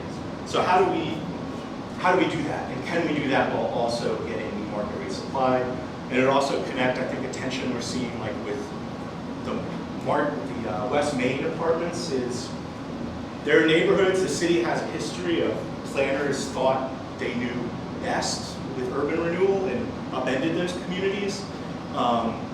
Is one response to that we should have those communities have some say in what we do now? Are we fully confident that what we're doing is right this time? And is there a way to do that that is not blocking new supply? Because obviously you could do that in a way that just kind of stops anything from changing, which also is not going to help those neighborhoods either. I don't know the answer to all those things, but to me that's kind of like, there's tons of nuance and complex questions. Sounds like a lot of opportunity. Awesome. Actually, we're dive in, quickly make some themes of those. What are we hearing? Talk out loud with us. So what we're seeing, what I saw, what I heard, is a lot of movement towards basically seeing what happens if building can occur. Whether that's making it easier to get through the regulatory hurdles, looking at making sure we're allowing for supply across the full continuum of housing. So we've got 3 there, and I actually think that these two kind of could chunk together. This one is still supercharging supply, but it's more specific to our lower, our community advocates that work with our lower income communities. And I think also what Michael was just saying is really how can we be mindful of the needs of all AMIs, but specifically individuals that may be marginalized and on low income. So kind of increase housing, let's see if what we can do with what we've got, and still being mindful of how we continue to support those who are on low incomes and who have maybe already been marginalized in this place. Sound like some themed opportunities. Got it. Cool. All right, team. This way. Good. I have 2 questions because I am sort of strategically anticipating. There are 2 things I need from you for the rest of the day. That's gonna be your time and your energy, like your brain space. So I want to ask you what you believe is the most helpful with being able to, because I actually need you down here as well. So I want to ask what's the most helpful to speed us along this way. Is it that the team, the deputy CMO's office read this stuff out loud, or could you come up and reflect on it and then go ahead and rewrite your opportunity? I want to know, you tell me, because I want to do it with you, is the most helpful with us getting through this top portion of it. I think since this is being recorded for the public consumption later, they should be read aloud. Okay. Then what I will ask, in a trade-off, can we trade off? Is that okay? Would be that when you go to put your opportunity up, what tension jumped out, what trade-off jumped out, here's how I got to my opportunity. So we just And that's it, yeah. clean up our Correct. And maybe our give us 2 pontificating a little minutes. bit. Sure. In 2 minutes to write the opportunity? Yeah, I think you were Okay. giving us 3. I was giving you 3, yeah. And reason being, I need your time around what could be and your brain space. Cool. Good trade-off? I'm down. Makes Yeah. sense. Okay, let's do it. All right, so who's coming up here to read education, financial operations? All right, so under education, while yes, we acknowledge that there may be a reason to look at this number differently, I'm gonna ask you not to because I don't want to send one on an extreme farther than the other. This is big enough. So 225 million for education with context. Decision has been made, annual contribution to CCS increases by 5 million on average. That's the work that we've done, that's what has panned out. And it's an additional 5 million, it's not year over year, it's an average over a series of years. Tension, return on investment, expectations of school board versus the realities of city council and dollars available. Understanding what the school's needs are for operations. Agreeing on the right level of school funding as a percentage of revenue and deferred funding of critical projects. The trade-off is possibly programming versus physical needs. Constrained CIP capacity will require prioritization. A finite amount of money for either capital investment or staff salaries, school staff levels versus, and salaries versus physical buildings, and increased costs with delayed construction. All right, considering those tensions, considering those trade-offs, 2 minutes on the clock. What's an opportunity? What is a potential path for growth and meaningful change when you look at those?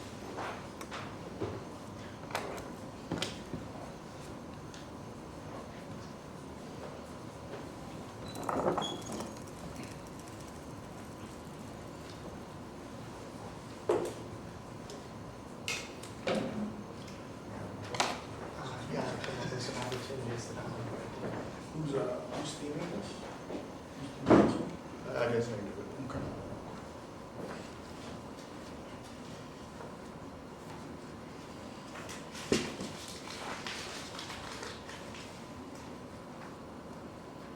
All right, probably about another 60 seconds.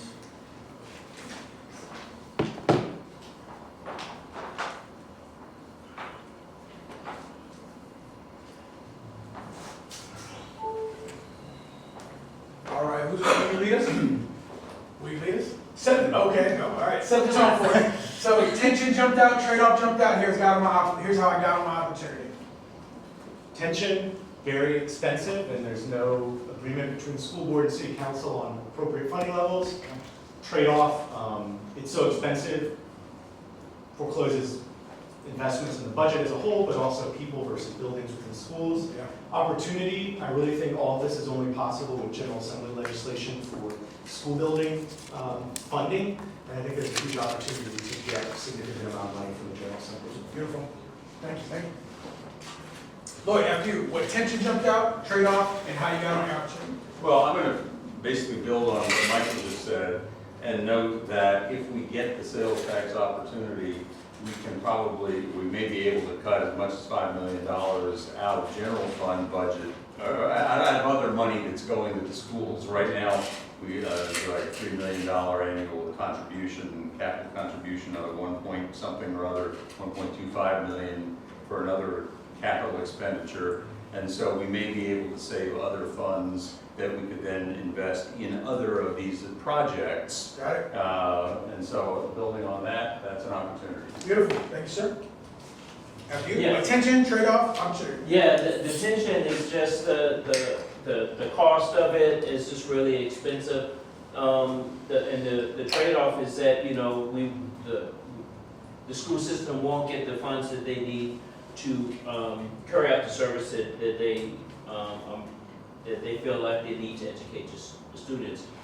And my proposal is just to really, it's kind of similar to what I think Michael said, is that right now the state is not meeting their obligation for what the state said that they should do as far as their positions and things like that. And as a result, they have to come to city, and it's not just Charlottesville, it's all, you know, localities. And that is really to work with Katrina and Amy and David Bont to advocate that the state meet their obligation. Okay. All right, I can go now. Yeah, you got attention, trade-off, opportunity. You got this. Right, so tension. Budget, first of all, a constraint. Tension, there's a lot that needs to be done. The trade-off is how do we pick what needs to be done. And obviously, we're not in a position to prioritize one school on top of the other. Public Works and that team will kind of do their triage when the time comes. But an opportunity, and this is similar to like, how do we get money from not us? That theme is going to be consistent.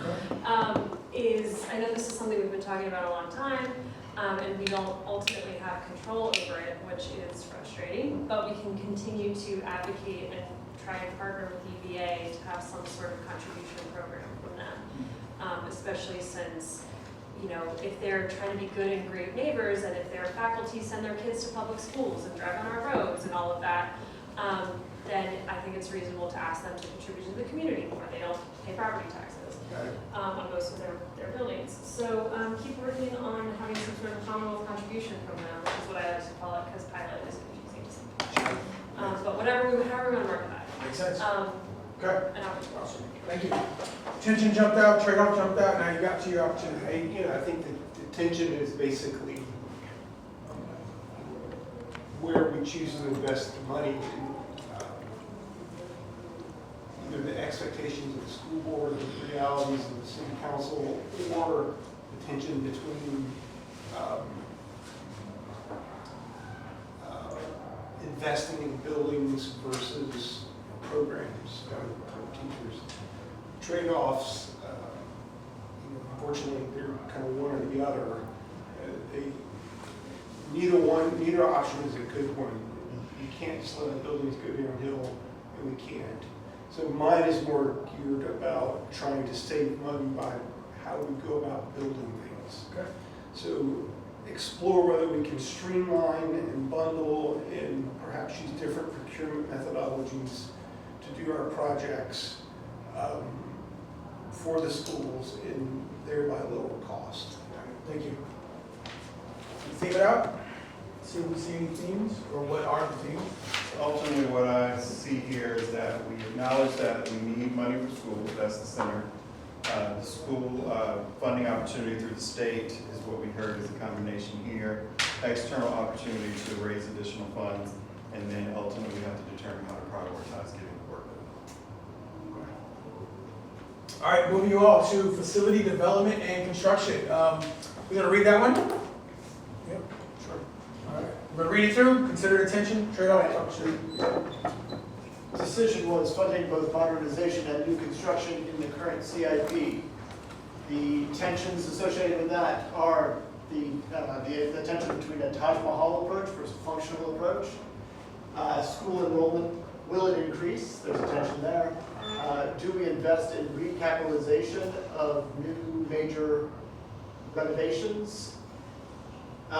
Tension around constrained resources, people, capital, and materials, and where do kids go to school while full modernization happens?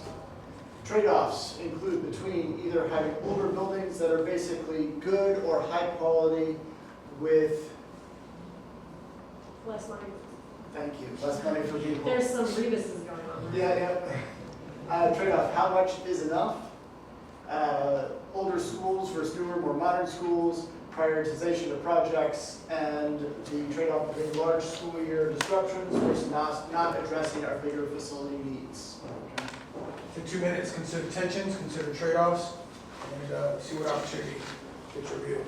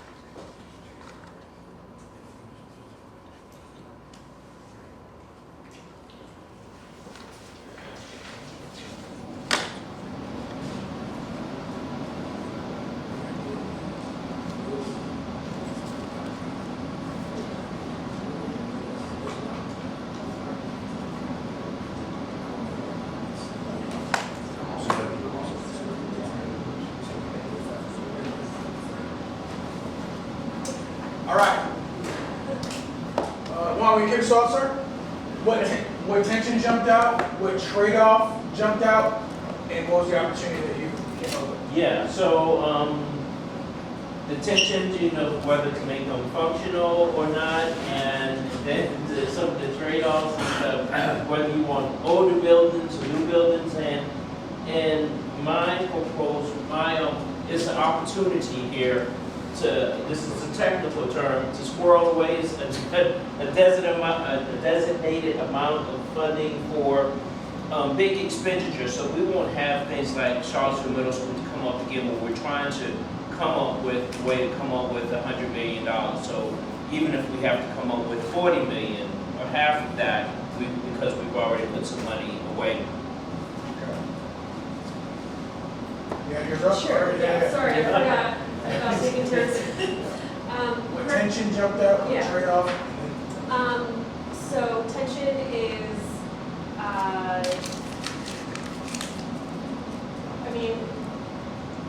everything is money, right? So the tensions and the trade-offs are, how do we spend that money? Is basically summarizing this whole thing. And so again, I'm looking for not our money to spend and to address our problems in an innovative way, and we can kind of hit two birds with one stone. If we address housing supply and help defray construction costs by allowing outside partners to build with us, we have a lot of space in the air, might as well use it.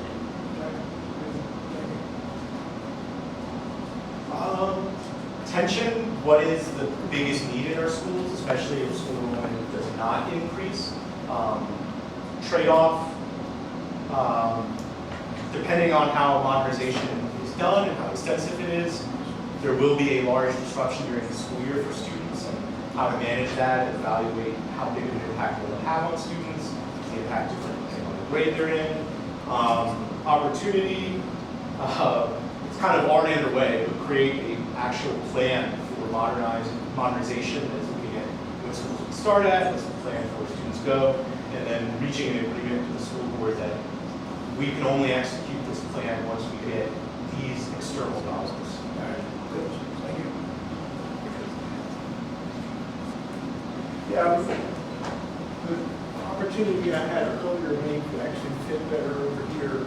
I think there's definitely ways to lower the cost of design, development, and construction for the more innovative how to procure things. But what I had here, again, is a trade-off of basically there are ways to do things less expensively than you would have normally to spend on school programs, for example, or teach operations. So I know we're already doing a lot of this, but like the notion of doing more light updates to our building, not like lights, but like light impacts and what's called retro commissioning, where we go in and try to make what we have work as best as possible without wholesale replacement. A lot of those buildings, that's not really going to be possible, but some of them, like Jackson Bay, I think could.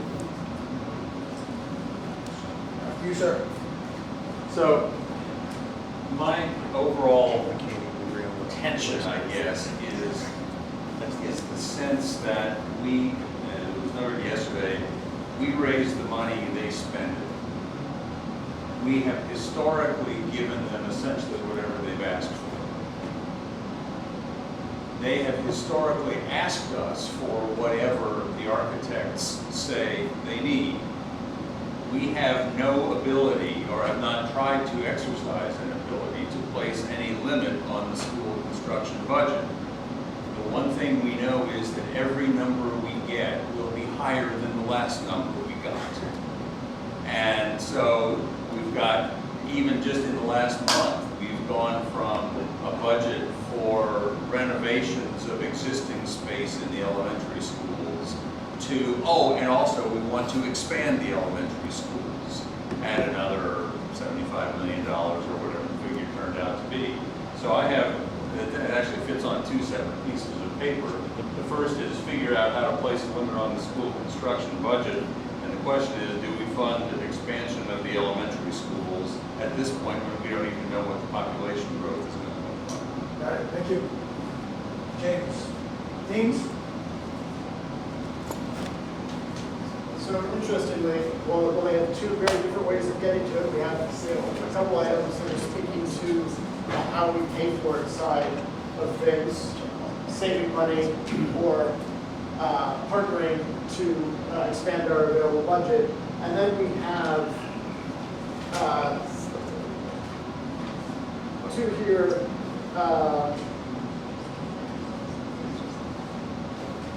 that are dealing with the question of actually understanding exactly how we go about doing the buildings, right? And looking at that from the perspective of saving money. And I think in some of the comments I heard you make, your first one here is actually in that same vein as well, to a certain extent, right? Like, how are we more engaged in that school construction budget so that we can exert more influence on the total cost of the project? And then I think this is a separate idea that is also an important one to understand is actually understanding, well, actually no, it fits in with these as well. Understanding the need and doing a good job of understanding the need as we go forward. So all of those having to do with managing cost through Different methods, engagement with the design. yeah, different methods. Different methods, but all engaging with the design. Got it.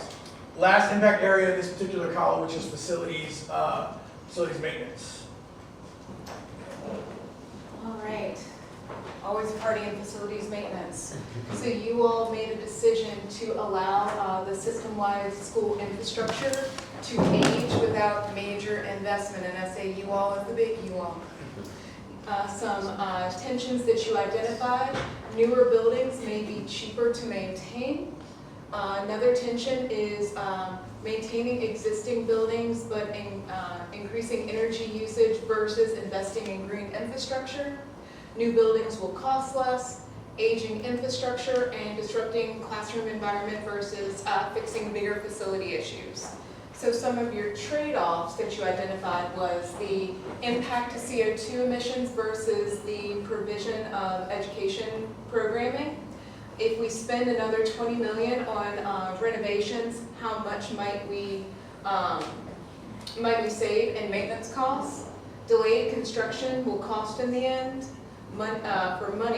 Saving money with targeted maintenance, or spend more money on full modernization, and $1.4 million in annual funds versus absorbing that into larger projects.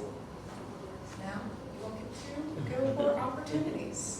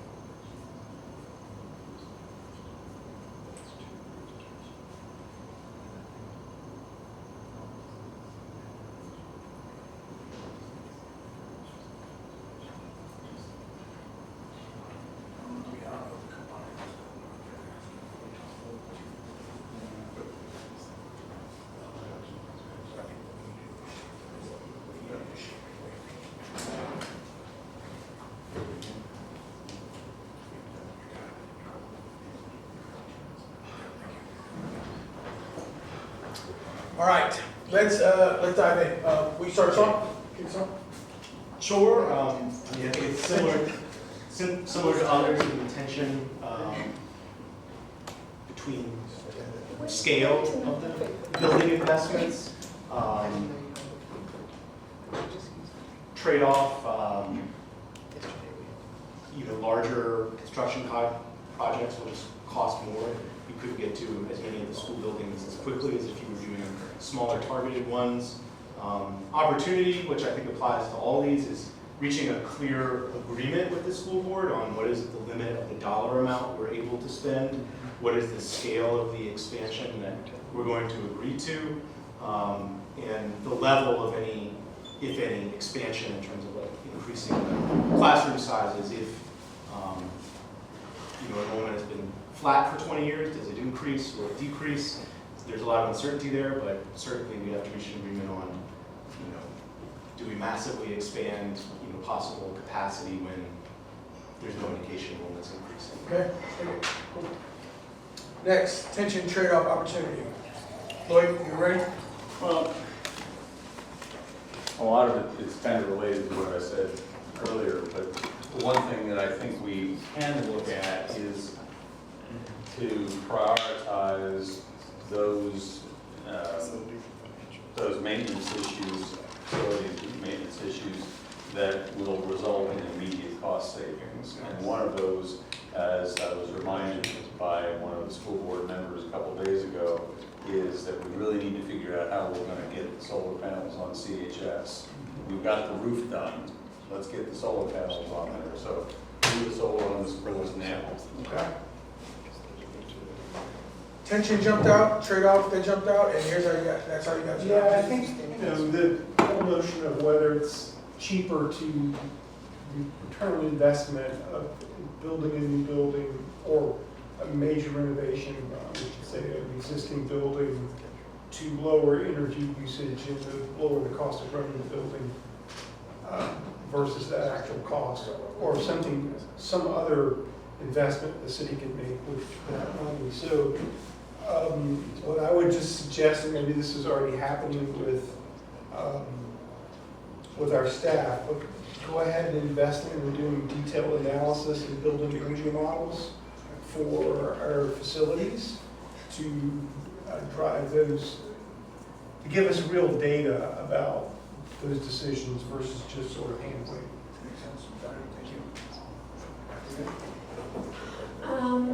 So I was struggling to come up with something creative, but really, all of these are kind of the nuts and bolts, literally. So I also had, let's green the roofs. There's it's not a tension, but I noted what's a short-term thing and what's a long-term thing. Because something like getting the solar on the roof as soon as possible, especially if the tax credit situation is going away, like how do we take advantage of that opportunity while we still can?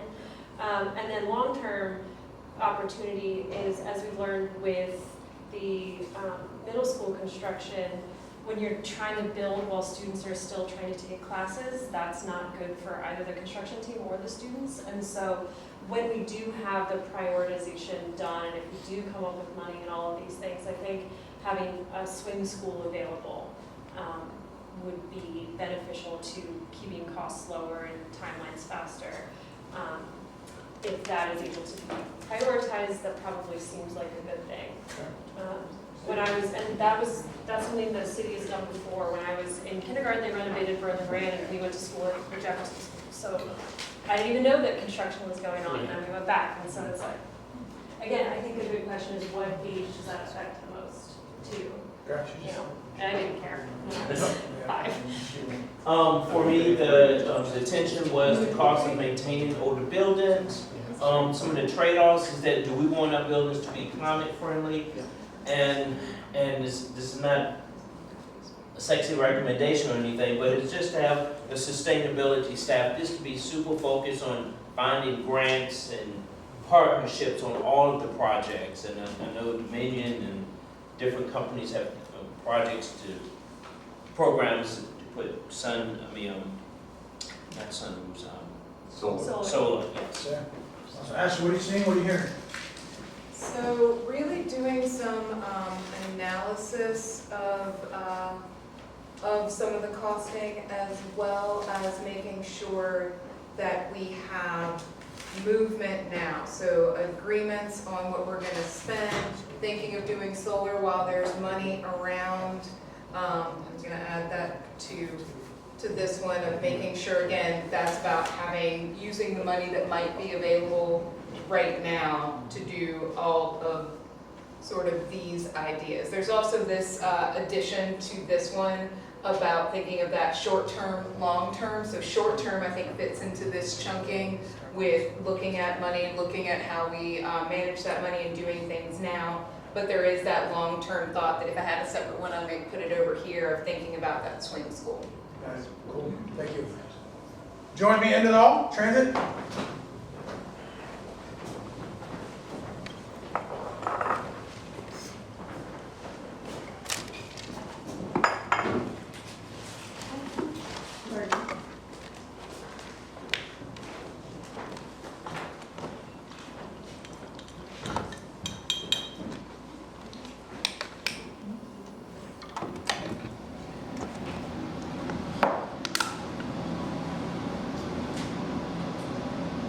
After you, this one. All right, so this is the transit section. We're going to focus on the idea that there's $63.4 million.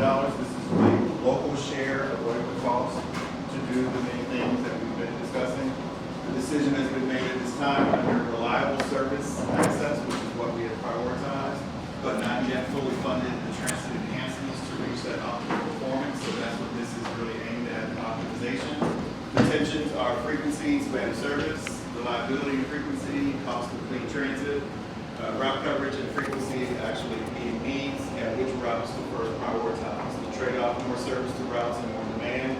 The trade-off is that we can choose between frequency and span, frequency and money. Expanding service broadly versus tailoring service to the highest demand areas first, and make routes more reliable and expand route hours and locations. All optimization. All right, do you think, consider attention, trade-off, and let it reveal to you an opportunity. 2 minutes on the clock.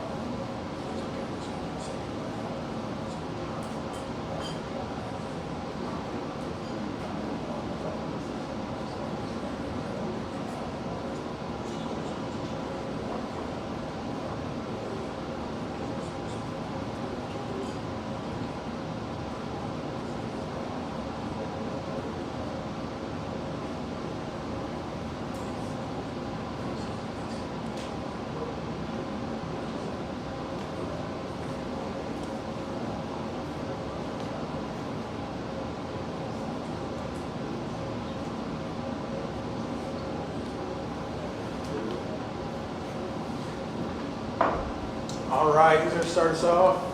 Right, I think you looks like you're ready to rock and roll with us. You got this. Elliot, what tension jumped out, what trade-off jumped out, and what opportunity was revealed because of it? Tension, except for maybe the trolley, there's no route where taking the bus is currently faster than driving. So that massively reduces how many people will use the bus. Trade-off, we know we have to make using the bus more convenient, faster than driving the car. If we can't do that on every route all at once, how do we prioritize where we start? Opportunity, the cost to do that system-wide is huge, even just to get to 30 minutes everywhere. If we can't do that all at once, how can we find lower cost ways of making the system more functionally usable and increase ridership? Are there things like identifying an area for a dedicated bus lane? Is there a way to fully build out more bus shelters? Is there any way to have that not take over a year? Maybe that's not possible because of state bureaucracy and whatnot. Is there a way? Things like that. Also thinking about on-demand service, not just fixed route. Got it, yep. Stay. Great. still working on that. Okay. Lloyd, how you doing?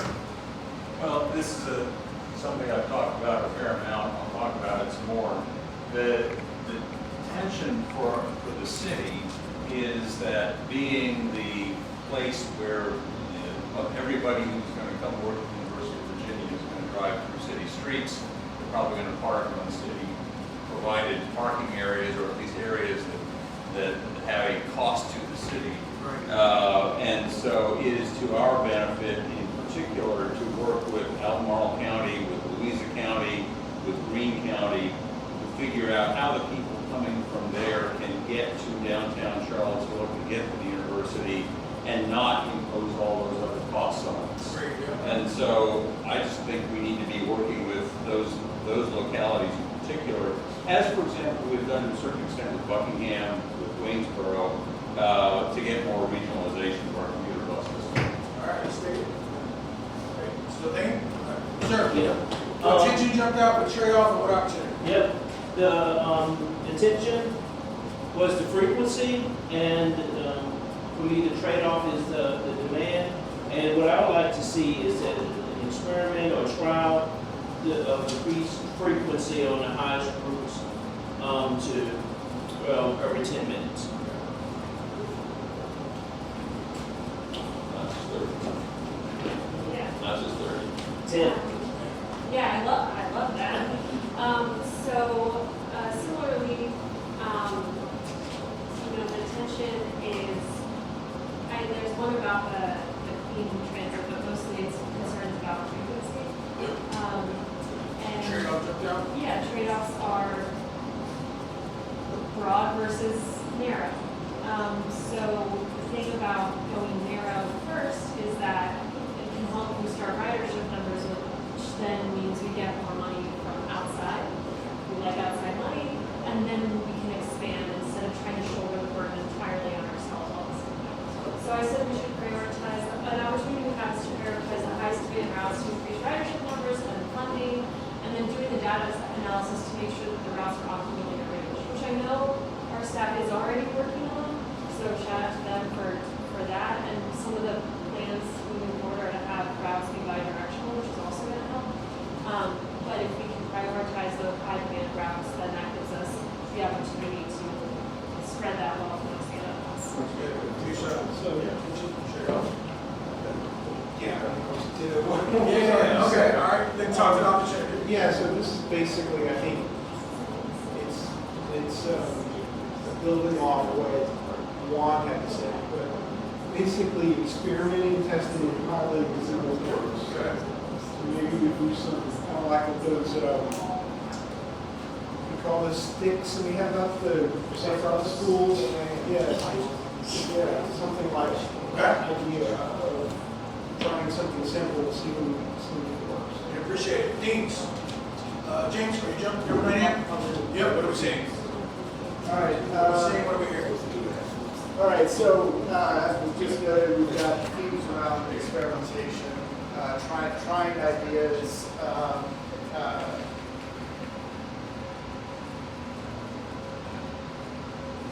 and then themes in terms of route designs, working with our neighboring counties around commuters and prioritizing the highest demand routes, the data, and then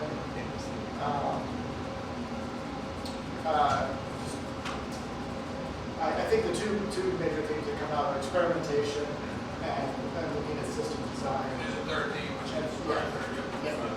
cool, awesome. All right, y'all. Gonna move you over to climate impact reduction. All right, everyone, so you've got your climate impact reduction. For this, you have adopted an alternative fuel study for implementation by 2040. You've got some tensions here, climate goals versus the dollars available. The EV and hydrogen are expensive, and the diesel pollutes. You've got the high cost of clean transit, reduction in federal funding that supports green infrastructure, and can federal dollars still go to zero emissions bus infrastructure versus all local dollars? So some of your trade-offs you identified include whether you can invest in those battery electric buses or in hydrogen, or continue with diesel and use the delta for that to provide money for other goals? Clean air, can you get more frequency and ridership with diesel versus the CO2 emissions? Opportunity costs for funding battery electric hydrogen infrastructure versus increasing frequency service of diesel, and if no federal dollars still exist, the cost of those electric buses and that infrastructure versus the frequency improvements with money spent. Okay, take 2 minutes and do your thing.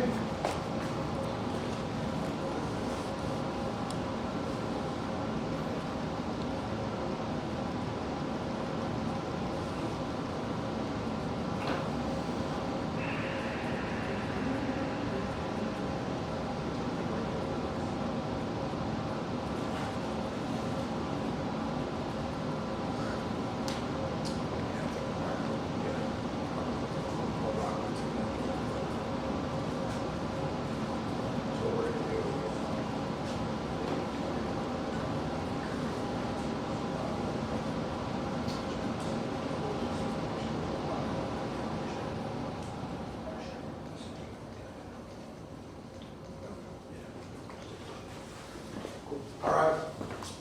After you, sir.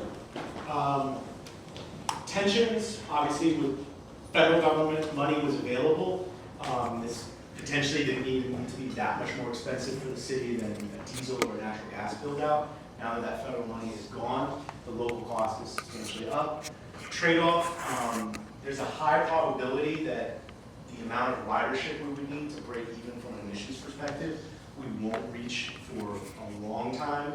And the net emissions impact is likely to be negative from a diesel or natural gas build out. Beyond emissions, there's also the pollution coming from particularly diesel buses and the health impacts of that pollution. The opportunity, I don't know if we need to say we're just going to kill the zero emissions bus plan. Is there a way to pause it and see at some point the Trump administration when does federal government money return? Does a different administration in Congress bring back some of these investment opportunities? And can we reduce the scale of the plan for right now, but like target basic initial infrastructure? And no matter what, the technology at some point will be in this direction. I mean, he summarized the trade-offs and the tensions, I think, very well. I think that we should double check the analysis that you mentioned. No offense to the C3 people, but even if the numbers don't completely add up to go with more bus routes versus taking cars off the road, I still think there are other impacts that car usage, vehicle usage has. Even if the CO2 doesn't balance out one for one, it can still be a net positive gain from a social perspective. And that maybe that is worth the impact.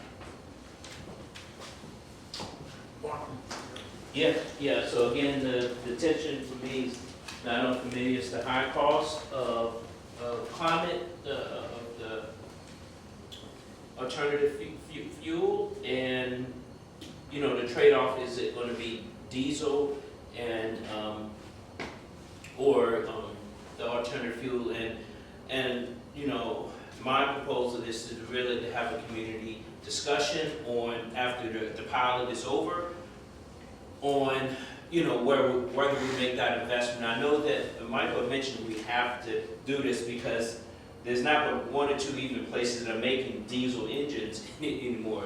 It's going to be the alternative, but I know that when we had the compressed natural gas buses, most of the time they were in the shop, they weren't running. So I don't want to experiment again on some technology that's not reliable, but when we have the community discussion, we need to make sure that we're getting input from the actual users. A lot of times people that come to council meeting, they're not using the transit. They like the technology, but not necessarily use it. So. Mine is long. So It may be long, but you don't have to take long. the tension is the cost and where that money is gonna come from, as well as if it's worth the investment versus what's the math on the frequency and that sort of thing. Got it, makes sense. So, I wanted to note that bus pollution is just a small fraction of our citywide pollution, so going green isn't solely the burden of CAT or CARTA, and the massive investment in hydrogen and battery electric bus infrastructure is an opportunity cost also. So, the investment should be in getting people out of cars generally, spending that delta perhaps on bike ped infrastructure so we can tailor the bus coverage to those with the highest need will help us be more efficient in our ROI potentially. And then just a reminder that transportation, which is technically the headline of this category, is more than just transit. And if we can spend our dollars on more than just bus to get people around greenly. Thank you. Matthew? And I'm going to say a number of things that people have already said, so I will repeat them. The first thing I said is to revisit, and by that I do not mean necessarily to change, but to revisit the hydrogen versus electric vehicle decision with an eye to current budget realities. And what I'd particularly like to know is, are there other decision points or off-ramps in coming years? If we make a decision by 2027, can we change streams, basically? And I don't know the answer, and I would like to know the answer. So Awesome. James, clean this out. All right, so we've got a couple that are basically asking us to revisit this, several that are asking us to revisit this decision and the conversation around the zero emission fleet. And look at that perhaps more holistically. And I think even this notion of piloting is part of that idea of revisiting. Actually, so is pausing. I think there's one theme. It kind of comes across. Are we sure we want to do this? Yeah. Right. Let's pause. Let's consider. Let's investigate. Money. Yeah. Yeah. Awesome. Okay, regional system creation. I'll go first.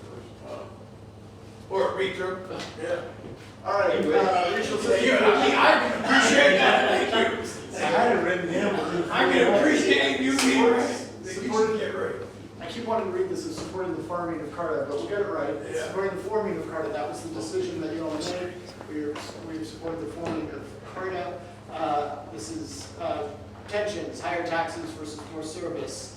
CAT led by city, but also controlled by Carta. That's a tension. Outlying counties are not committed to transit expansion. We can't house all UVA workers in Charlottesville. Cars are inherently unscalable in a city. Public transit is inherently unscalable across rural areas. Getting agreement and general assembly approval of a funding mechanism is a tension. Trade-offs, possibly having to choose between 1% sales tax for schools or for transit, or both. Trade-off between more transit improvement in city over road improvements. Trade-off of people living in other counties versus cost of providing transit service, I presume to those people. Cost of full regional system versus investment in bicycle and pedestrian infrastructure. And then if funding comes from the general fund, what gets constrained as an offset, the opportunity costs. Beautiful. 2 minutes to do it. Ready? Just hold on to it. 2 minutes on the clock. Wait. Tension, trade-off, opportunity.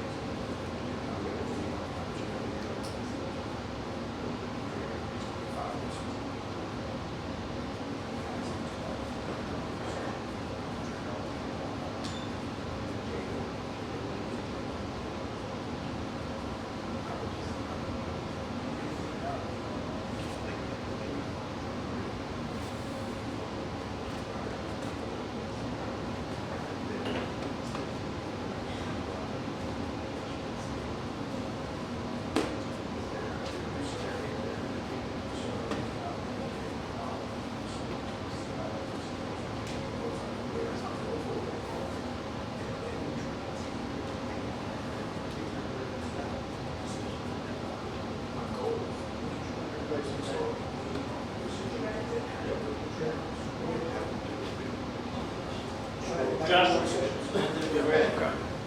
All right, after you. Whoever wants to jump in there, it's all good. After you. What's our After you. tension? It requires a lot of regional partnerships and partnership with the General Assembly. So it's very easy for things to just get lost in endless studies when that's the situation. Trade-off, the regional transit vision plan is so expensive. I think there's no way to do it without a General Assembly approved funding mechanism. Opportunity, don't let this languish in endless studies. Don't wait for every locality to sign on, except whoever wants to participate at the start participates. Others can join later on if they want. And similarly, choose a funding mechanism to request to the General Assembly, and don't repeat a study that we've already done to identify funding mechanisms we've already identified. Basically ditto. The whole point of the regional transit partnership was to get us to a point of being able to come up with a regional transit authority. There was a lot of work done in the governance study. I realize not everything was fully decided, but I think it's really a political decision that we all will have to make about what is the request from the community to fund this, if it's a 1 cent sales tax or whatever, and make the decision with your colleagues in the county.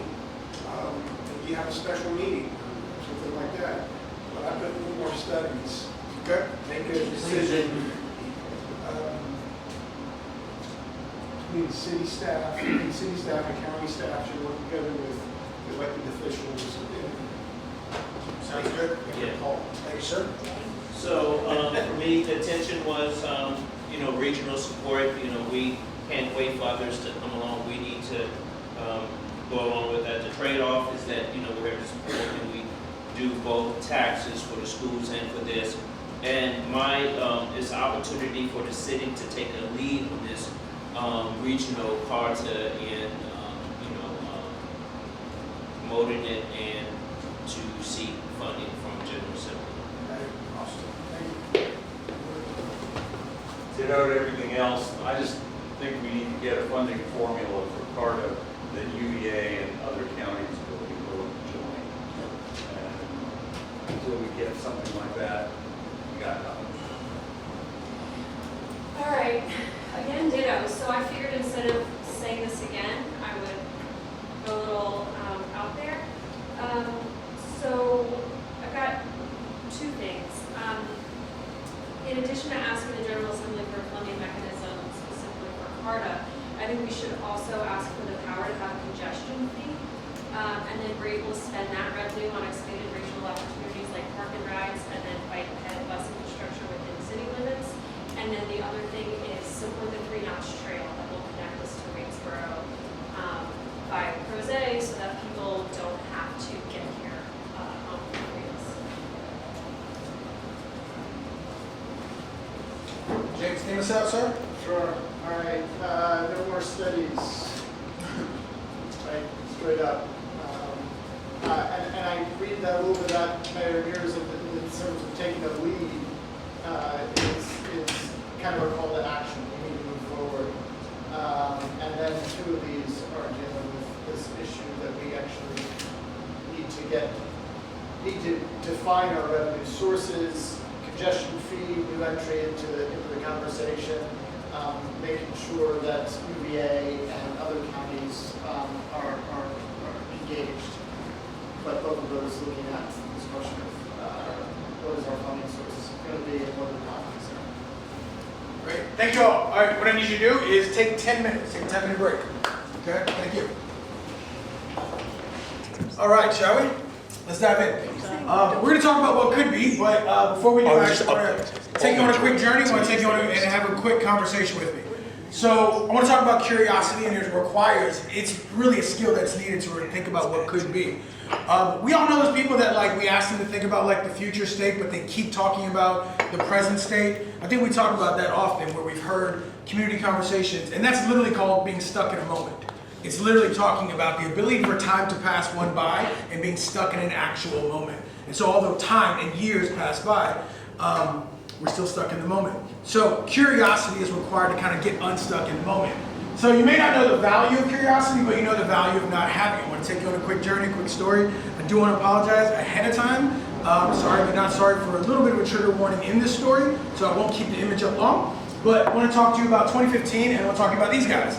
Google, MIT's finest, amazing. Probably walk in anyone's office, you'll see tons of degrees and education on the wall. Ultimately, it says, I am equipped, I am skilled, I am ready to go, and I can work in this organization. So around 2015, they rolled out some image recognition software. Right, these are individuals in a room about to roll out some recognition software. And again, the image, I want to apologize, I'm not going to keep it up long, but I want to show you how that worked out for them. All the smart people in the room making decisions and deciding, I want to show you how that actually worked out for them. When you captured images, skyscrapers were skyscrapers, airplanes were airplanes, cars were cars, bikes were bikes, graduation was graduation, and African American and black people were labeled as gorillas within their software.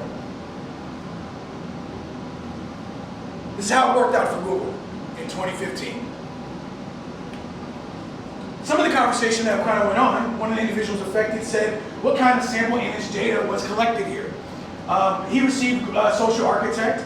Later that day said, this is 100% not okay, promising to fix that evening later. Google then said, we are appalled and genuinely sorry that this happened. We are immediately taking action to prevent this type of result appearing.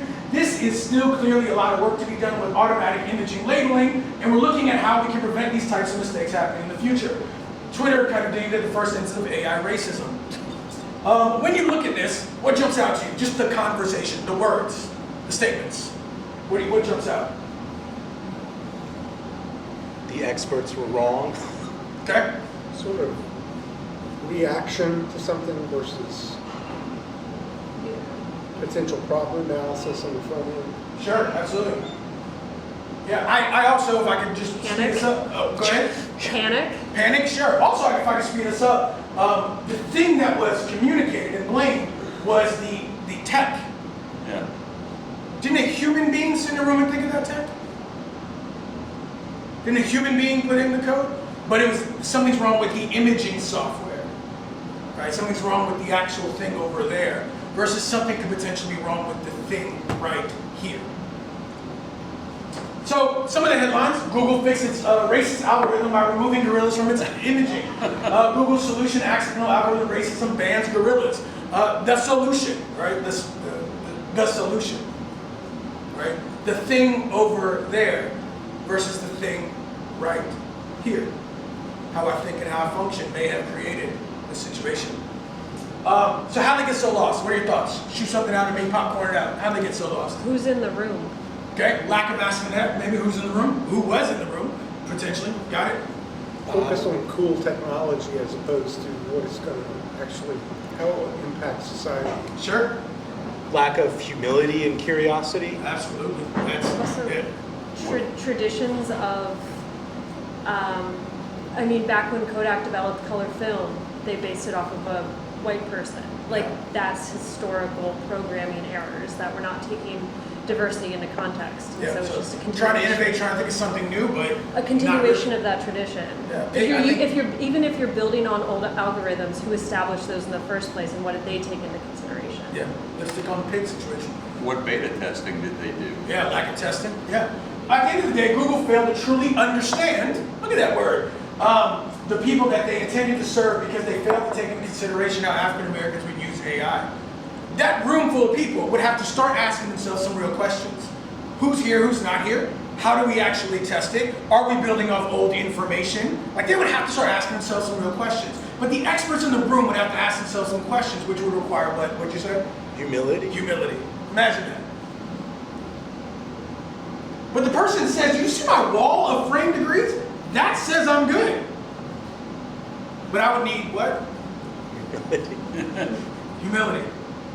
Well, the problem hasn't been solved either. If you look at the last couple of weeks, when new AI, being blamed for similar sorts of Hitlerian messages being put out. Yeah, agreed. So here's the answer. They stopped asking questions.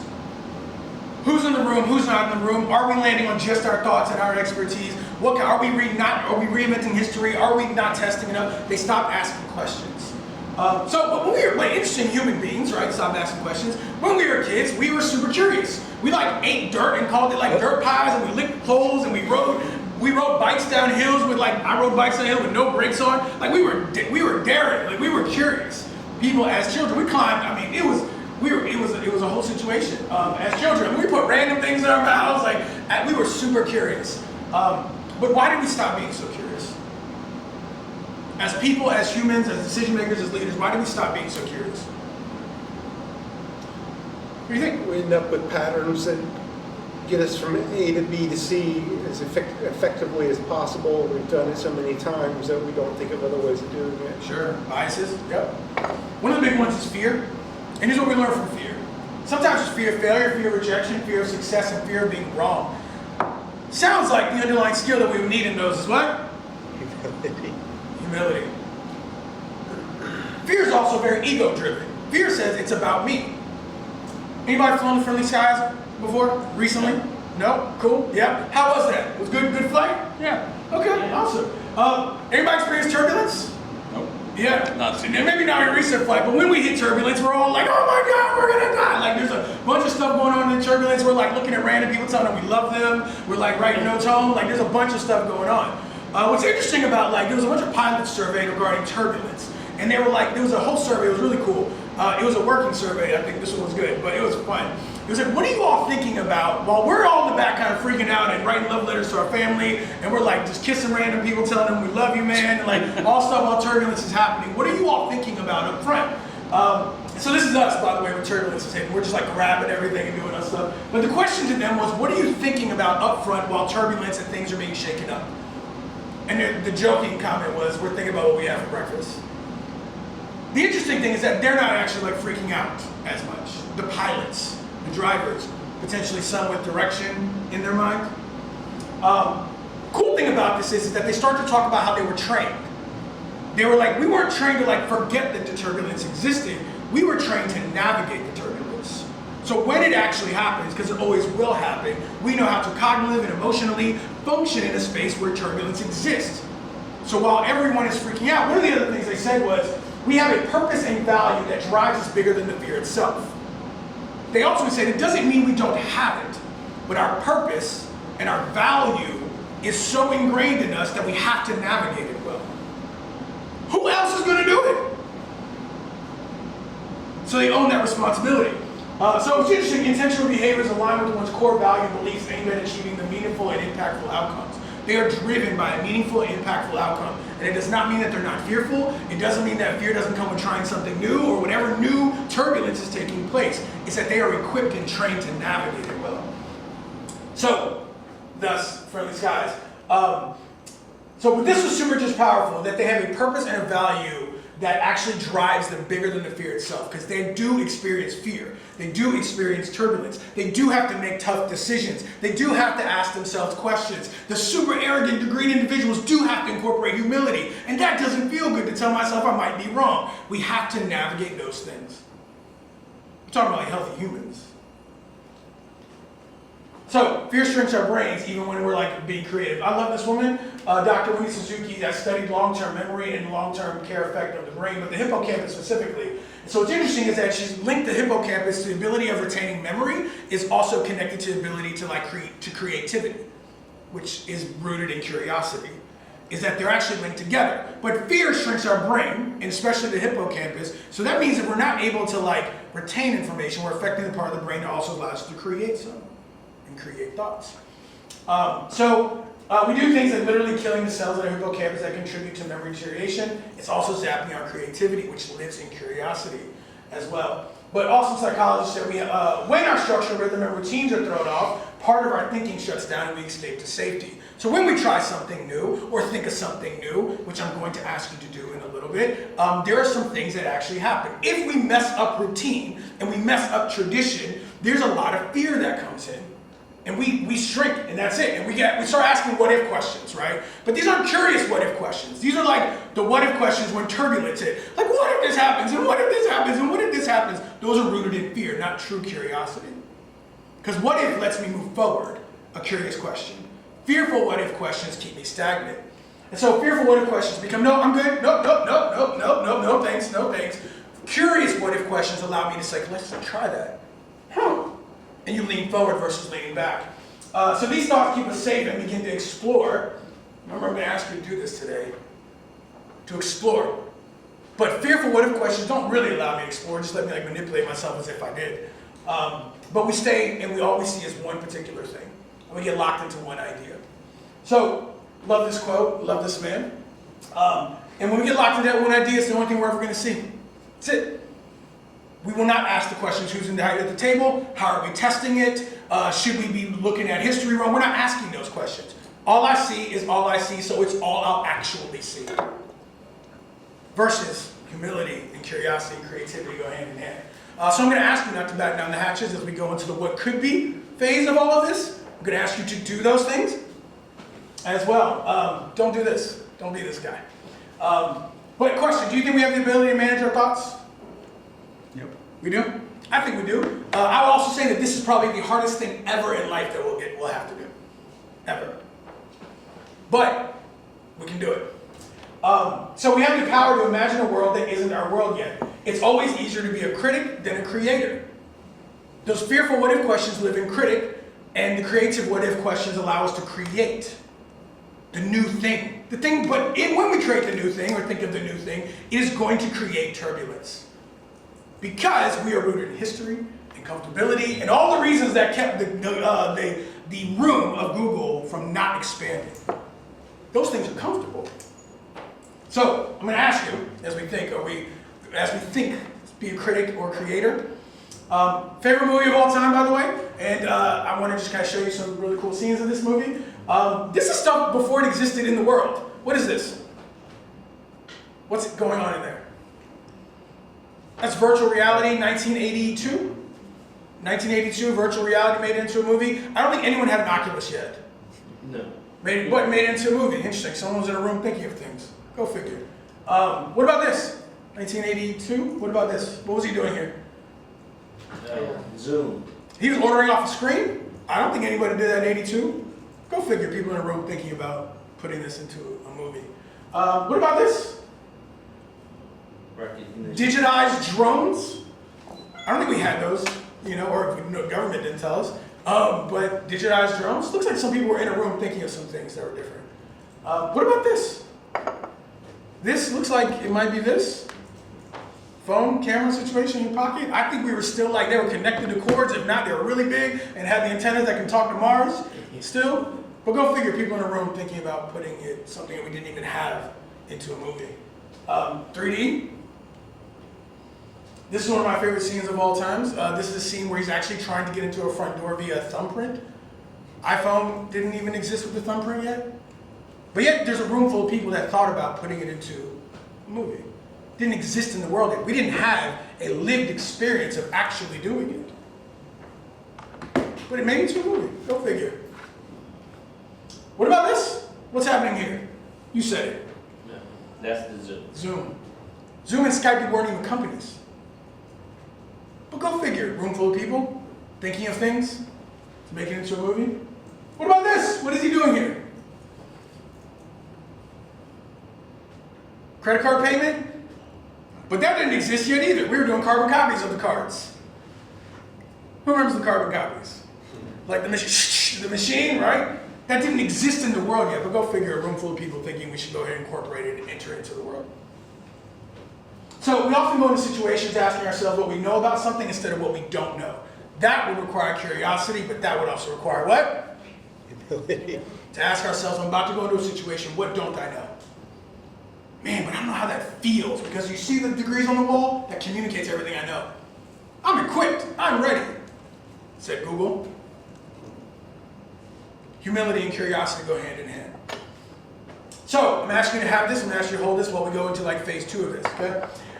Don't do this. Don't do that, right? Don't ask these. These are fearful what if questions. Ask the curious ones, especially amongst yourself and amongst each other's ideas and thoughts and opinions. Love this man. He says the important thing is not to stop questioning. Curiosity has its own reason for existence. What I love about this quote is that it's telling you that curiosity and questions are strategic. They have a purpose, and some would say a value. Questions are really, really important to getting to the thing. They are part of the process. Questions are strategic. They're not just random questions. I'm asking this question because if I get that answer, it would let me build off of that idea. Now we're talking about questions and systems thinking, having a baby together. That's pretty amazing. So, Joshua, what's your experience on a city going out on a limb to do things with jobs at stake, safety at stake, picking up the trash, filling potholes? I mean, it's things that we have to do as a city. Not saying that we can't experiment, but I just, it's a little bit harder. Sure. Maybe I'm already questioning this than what we have to do on a daily basis. Yeah. I think there's two things you hold, right? What I have to do and what I get to do, right? There's the things we have to do, which is typical maintenance, right? That we need to actually do for it to function. And then there's moments like this where we get to do something and we get to think about creativity. So the things I have to do, let's make sure that things we have to do are not rooted in fearful lack of change. Let's make sure we have to do them because we have to do them, right? I would hope you don't have to take a shower, but I would really hope that all the things you would impact, you would actually take a shower. But let's just hold both. The things we have to do, let's just make sure that it isn't because we're fearful. The things we have to do are the maintenance. And then considering the things we get to do as well. Potentially reimagine some things. Yeah. Something that the theme that's going through when you were talking about the pilots also, and to kind of go off of what you just said, is it's also about managing expectations via communication. Yeah. The pilots are expecting that there might be turbulence. If they let the people in the back, if they manage expectations of the passengers by saying, hey, turbulence is coming, but we know how to handle it, that's going to help quell the fear. Yeah. If we're going to do something experimental, if we communicate it, we list our reasons why, we get it out there and help manage the community expectations, and that's through education, we have created a situation that justifies the experiment. I hear that, and that's piggyback off it, and that's something about you mentioned storytelling, and I actually have something for all of you regarding at the end of our day-to-day, I actually have something that's a tool to actually help do that, to actually help manage the expectation of change. We're talking change management now, a little bit, right? Yeah. I have something for you at the end. We're just making, change management and making room for people to understand why things might be different. Makes sense, yeah. It doesn't mean there won't be turbulence, but it just means we can manage it, right? Another quote by this guy I love is this: the power of imagination is the ultimate creative power, no doubt about that. While knowledge defines all we currently know and understand, imagination points to all we might yet discover and create. Imagination is more important than knowledge. Your imagination is the preview of life's coming attractions, potentially thinking about what could be. We can anticipate some particular tensions. I'm going to get you to do that a little bit. That we can actually preview and think about the things that could potentially happen. So, for the next part of the exercise, I'm asking you to minimize certainty and maximize curiosity. Can we try? Can we do that? Okay, and if it's hard, we lean into each other. We're all going to live on that together a little bit. Minimizing what we know. And we're in the place of now what could be, which means it's not our present state, it's our future state. Cool, future casting tool, here's how it looks, and we're going to dive in. We are in the second part, which is the what could be. As we talked about it, our understanding should explore. I needed you to craft as much understanding as possible about what is. And you did that. You took yesterday's information and put it all there. So you have what is. We're going to now move into the extra part of the second part of this timeline, which is what could be. Based off what I know what is, we're going to go into what could be. Here's what that looks like. We're going to reimagine top priority, budget, tensions, trade-offs, and opportunities. We're going to talk about what could be of those things. There's not a real decision being made. It's exploring. It's creativity. So we're moving down a little bit, and you're going to see some of the same things. You're going to see the same impact area. You're going to see the same strategic priority, and you're going to see the same budget. So we're going to bring that because that's what is. But then we're going to think about, well, what could be a new decision that we make? Because we made one earlier. We got a top one of what is. But what could be a new one? We're going to theme those out and kind of read those back out to you. And then, from that decision of what could be some tensions from that? Let's anticipate. Let's think of the future. Okay, from those tensions of that decision, what could be some trade-offs? And when I look at that, what could be some opportunities? Cool, because we have the ability to imagine a world that isn't our world yet. And that's what could be will allow us to do. This is the testing ground. God, I wish Google would have done this. I really wish they would have thought of what could be if we do this and asked themselves the right questions. So, to your point, the gift I'm going to have for you a little later is what helps manage the expectation of people, also what helps manage us, the pilot, when we're fearful a little bit, because I'm thinking about some stuff that even challenges me, is around thinking the decision is, to achieve this impact, we'll need to decide what. What could be the new decision? But we can anticipate that there's going to be some pulls and stretching in what areas. What could be some pulls and stretching based off that decision, some tensions. Now, we also understand that by doing it this way, we're prioritizing blank over blank.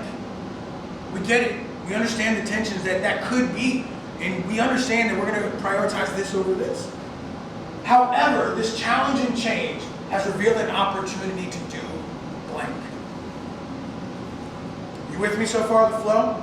This sounds like it also might help with some later good storytelling. Some later good explaining why. Some later good showing that there has been some deep consideration in our imagining of new things. You with me? Anyone nervous? You nervous? No, I don't think so. We got the right people in the right room, contributing the right way. So we are going to share out, and here's how it's going to go. We're going to go into the decisions. I'm going to ask you to look at what was and see if it forms what could be. Is there a decision that you could, and I'm going to ask you to do 5 of those. 1 decision per thought. We're going to theme those out. It's like, here's some themes. Thank you for those. I'm going to ask you what could be some tensions, what could be some trade-offs, and then what could be some opportunities. We're going to theme those out, read those out loud, and we're moving on to the next. What we are going to do, though, and I'll let Sam explain why, is for the sake of time, I did not strategically anticipate that the top part of what is would take up so much time. So what we actually are going to do is only chat about 2 of these columns. But in the spirit of themes, Sam's going to kind of explain how sometimes they might interact with one another, and so we're going to tackle like 2. You want to chat about that? Sure. So in the education space, and it came up in some of the comments that you all made, that it sounded like we were repeating some of the various things. So we're going to split education into financials and facilities. Just 2 things. Not about the maintenance being separate from the development and construction. It's the building and the money for the people and the things. On the housing side, we're going to stay homelessness for the obvious reason of the question of where do we go, how far do we go, and then just the focus on inventory. Not specializing the inventory by low income, mid income, missing middle, or higher. It's just inventory. So that we'll focus on that. And then for transit, we're going to pull the Carter conversation out and just focus on reliable service and climate, because you've made very, very committed, focused decisions in those 2 areas, and there's still a bit of nebulousness to the whole Carter thing, and we'll, of course, get back to that. Cool, let's work. Rectangle Post-it, grab your Sharpie, meet me over here at education.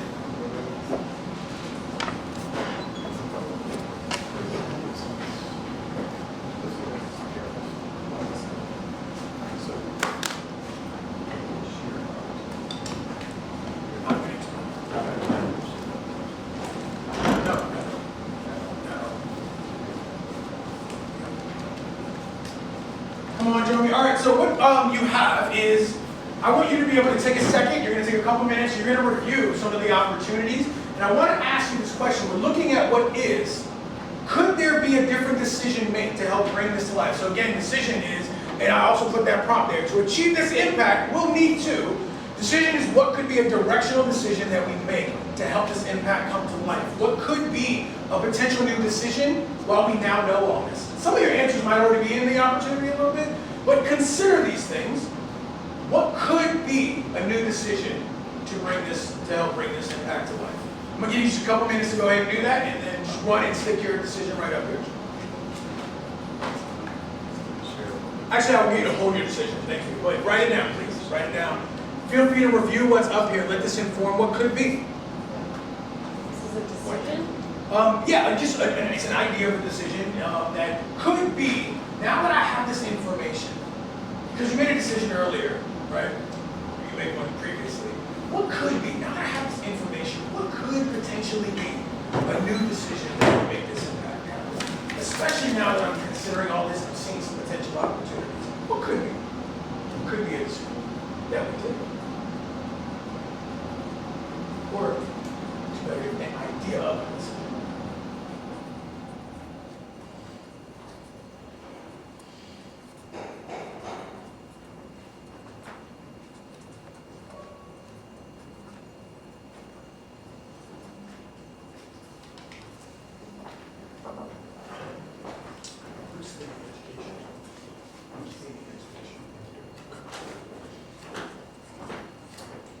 give you about another minute. And we're actually gonna share out a little differently. We're not gonna share these individual thoughts out, and we're gonna share out some of the themes that we see. But, done? Cool. If you're done, go ahead and just grab it and stick it right on the wall.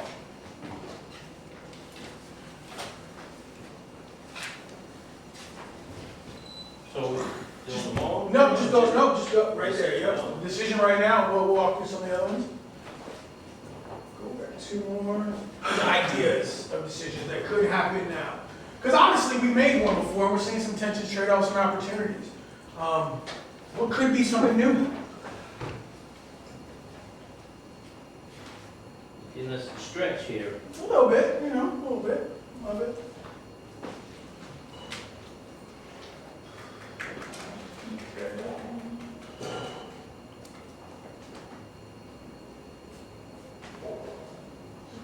What could be?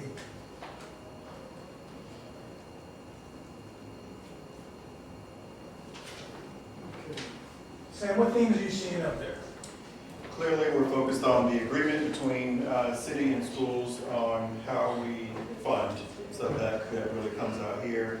And then the other theme is where else might we find funding. Okay, cool. With that being said, So, mine, this is to partner with that AC's Albemarle County schools because, they're growing and maybe, we can, partner with them where they have, overcapacity at maybe Monticello or Albemarle High School, and we have capacity at Charlottesville High School, similar to what we're doing at K-Tech. That's what that means. Would that be a fee-based relationship? Yeah. So then I would just say that goes there, the funding model. so what are those 2 themes, Sam? I want you to hear them out because I'm going to ask you to think of some tensions around those themes. So the first option, the first decision would be taking a hard look at the standing formula agreement. That is a point of contention that we talk about all the time. And then the other will be looking at creative ways to bring in revenue to the system. Okay. What I want you to do is think of some tensions. What could be some competing needs when you hear those 2 themes? What could be some competing needs or values that pull as a result of those themes? Think of a theme. Think of a tension that could arise from those themes. And if you need Sam to say them out loud again, absolutely, that he can do that. But what could be a tension that arises from those themes? Oh, you can write it. Yeah, yes, sir. Yeah, please. Yeah. Go ahead and write it. And Sam, if you need to say it out loud again, I know it's a new theme that's just immersed. We can say it again. What could be a tension?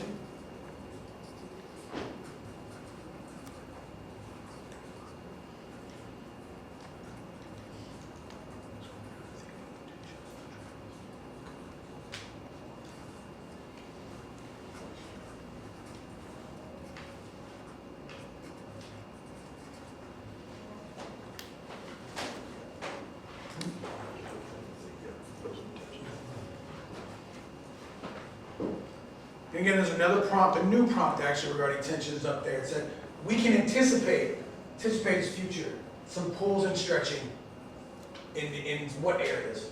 Some tensions. Got it written? Yeah. Written? Yep. Awesome. Come stick it on the tension line, please.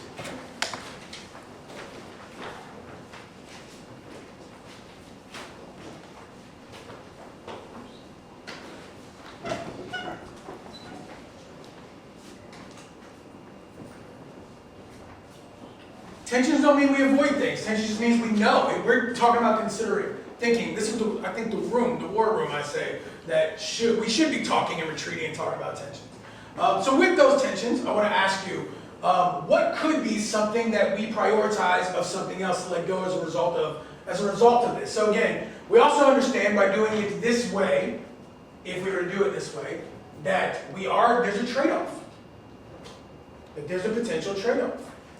When you see these things, that we would have to kind of prioritize this over this as a trade-off. And we're in the future, we're thinking about future. Now this is a decision of now. But we can anticipate by doing it this way, that we are prioritizing blank over blank. And if you need to, just write a word and then draw like a diagonal line and write the other word or whatever it may be. Just what would be prioritized? What would be the trade-off? If you were to pursue these things.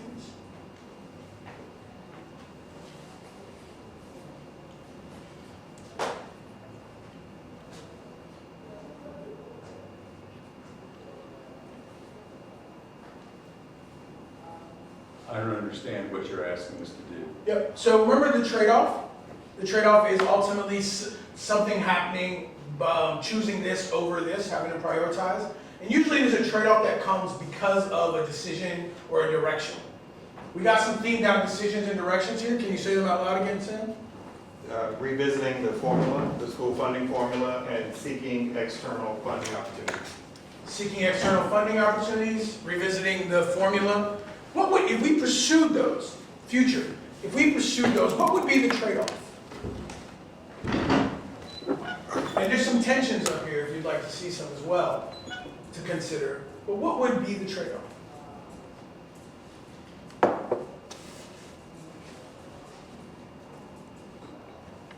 We are absolutely future casting. We're like, you know what? If I go down that trail in my mind, I can foresee that we would have to choose this over this.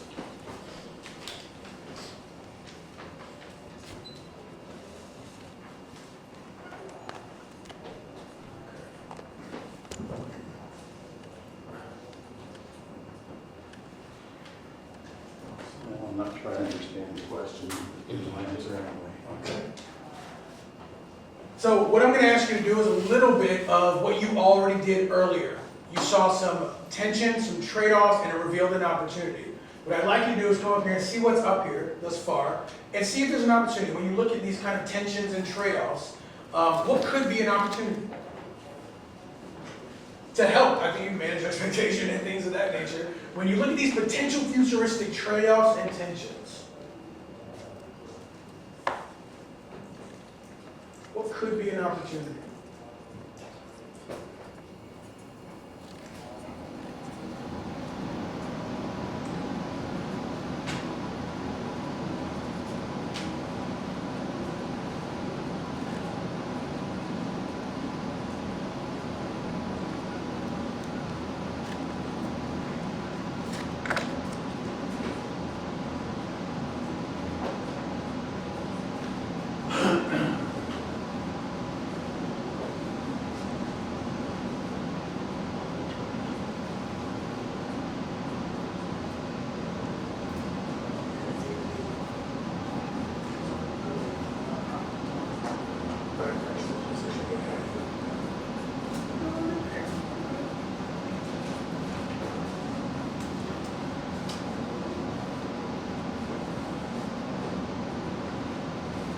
This is the what could be timeline.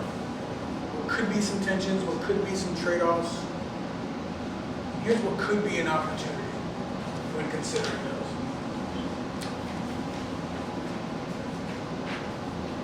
I'm going to ask Sam to theme these out, actually. So the opportunities, however, these changes and challenge and tensions provide an opportunity to blank. I'm going to ask you to theme these out. And then we'll read those out loud. We'll read those themed opportunities out loud.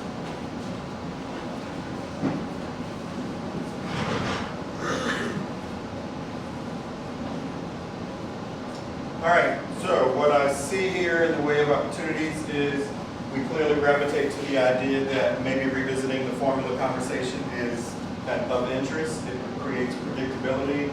It creates a decision. Some state government changes could make it possible for more funding, and we also could look, again, for outside funding opportunities through the school foundation.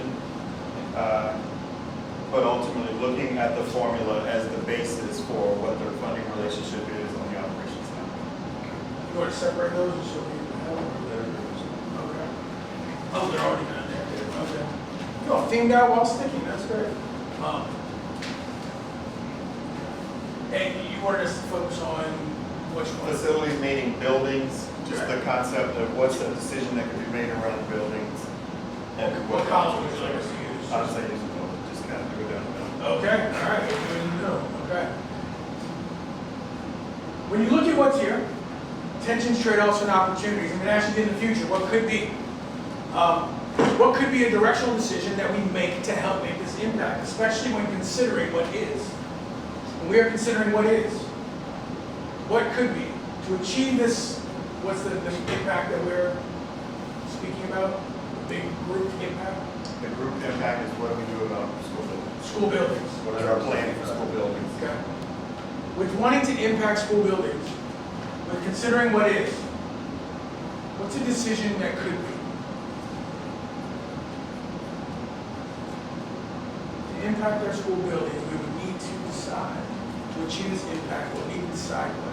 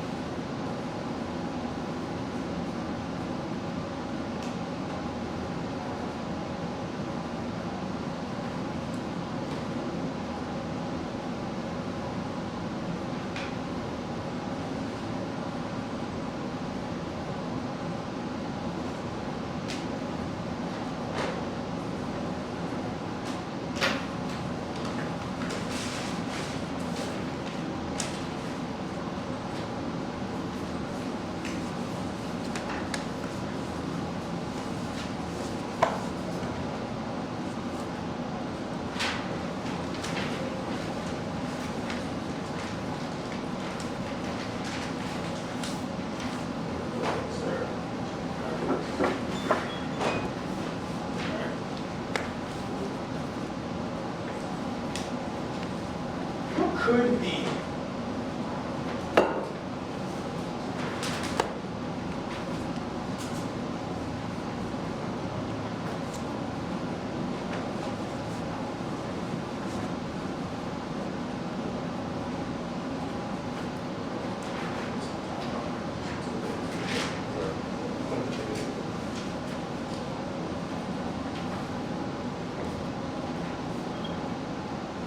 All right, Sam, I'm going to ask that you think that out for us. Regarding some potential what could be's. All right, that feels like a flow. So the thought is to recapitalize buildings, which is part of the conversation of can we expand this one a little bit, other ones are different. Solicit some outside assistance on construction costs so that we can determine what is the right decision, the choices. Float some of the decisions to the scale of renovation, so that's making a decision on one side over the other. Decide to pursue private partnerships and recruit corporate sponsorships to help with defraying some costs. So what themes are you kind of seeing here? So it's really, it looks like internalizing the plan for what can be handled and get done, and then what are some creative ways to pay for it. Yep. Creative ways to pay for it and internalize the plan. To ultimately decide on what the actual plan is. Okay, potential directions. Yeah. Cool. Depends on really getting a handle on what the expected census is. Right, so having a good sense, actually just making a determination. Projected enrollment is this, now we work to that until it changes. I'm gonna annoy you by asking you to repeat those out loud. Those themes again? Yeah. Internalizing the question of what can be done with the buildings as they are today. Okay. With the perspective that enrollment has leveled off and we're not sure where it may go up and down. Okay. And ultimately identify ways to bring in additional funds to help pay for it. Got it. With that in mind, we can anticipate if we pursued that, we can anticipate some pulls and stretchings in certain areas, tensions. If we were to pursue that, we can anticipate some pulls and stretching, some tensions.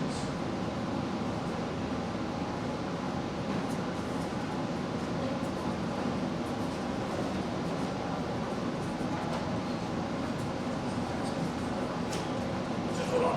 Sorry, no.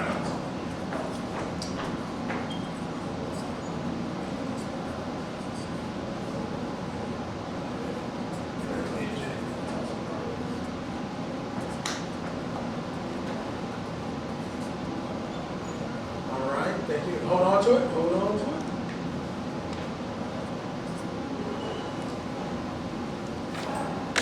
All right, I'm going to ask you to stick it. Come up here and stick the tension that you wrote down. It's kind of where I can go.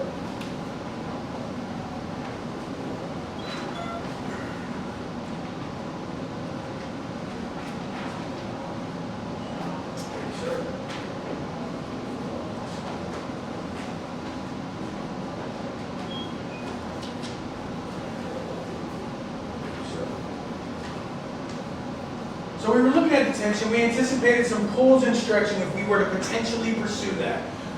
What would be some trade-offs? Basically, is that we also understand by doing it this way, we would have to prioritize this over this. We are anticipating the future. The world we're creating is not here yet. But we can anticipate that if we were to pursue that, and with those tensions in mind, that we also understand by doing it this way, we would have to prioritize this over this. What could be the trade-offs that would need to happen?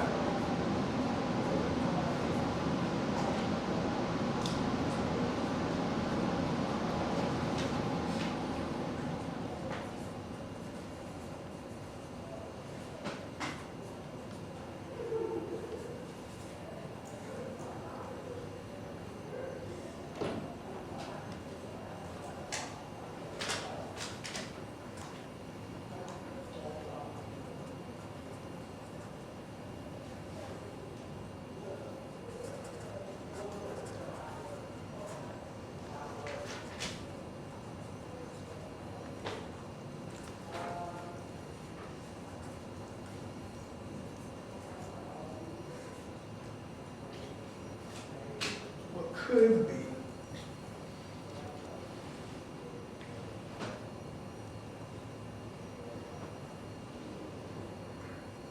All right, probably about another minute.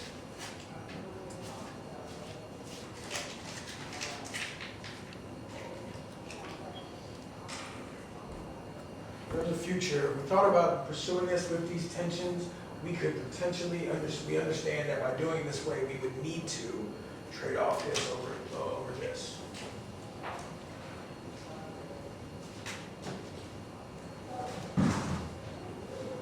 All right, I'm gonna ask you to go ahead and stick it, bring it up here and put that underneath the second line.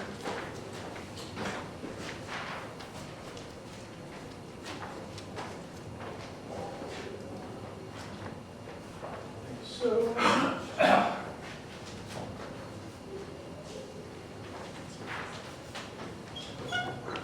okay, what you have up here are future directions, future tensions that could be created, future potential trade-offs that can be created. This hasn't even existed yet, and you've thought about it. What I'd like you to do is come and reflect on some of these, like you've been doing, and what could be an opportunity. If we were to pursue this direction, with these tensions, with these trade-offs, however, this challenge and change has revealed that there could be an opportunity of what?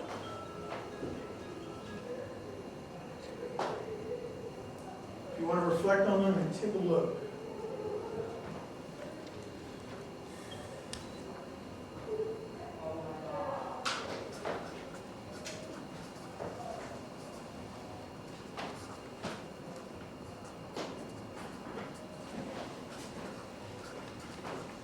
And we've got about another 2 minutes. We'll give you 2 minutes. Write down what could be an opportunity.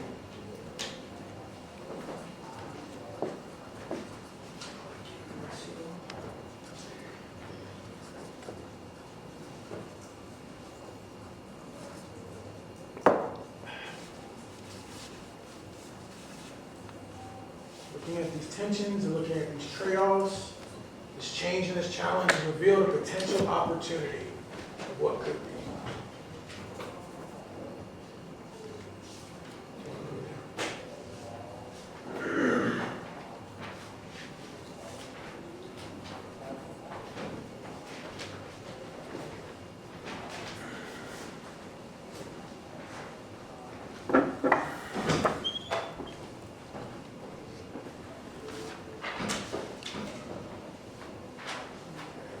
Sam, you theme those out and see what they're saying, what they're speaking out loud to you. This is about building conditions. That appears to be more or less stabilizing building conditions, setting more predictable funding, and we have looking at achievement gaps. So I think that would be just a different question altogether. Looking at achievement gaps. Establishing predictable funding arrangement, and then looking at building conditions and framing that, I guess. Yeah, and this one here would be like, tying into my recommendation with sponsorship, like it would be getting like VMDO or any big company in town to sponsor improvements like the HVAC system in there. Makes sense, okay. Can you join me over here at housing? Sam, we are here, correct? Correct. Yes.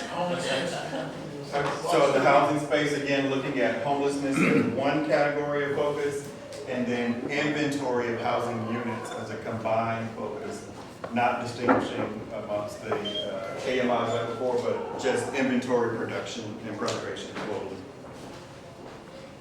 All right, do me a favor, as you look at what is currently going on, what could be a decision to achieve this impact? With what is to inform what could be. Go ahead and write down what could be a decision or direction that we choose. With knowing what is, what could be.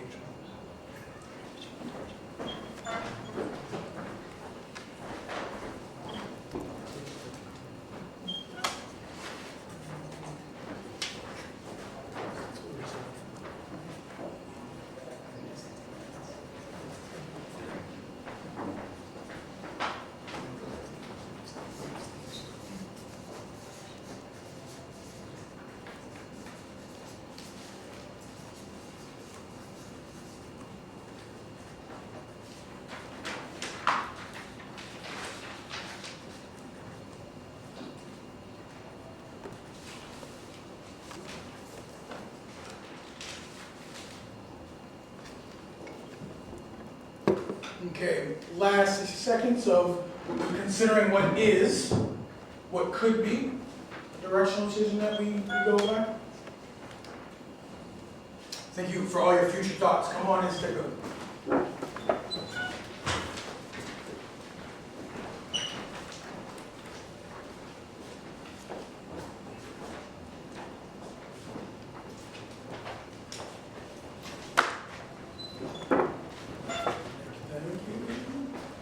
Ashley, see out what we got? What is it saying? All right, so we are talking about funding the shelter with enough permanent supportive housing to match the need.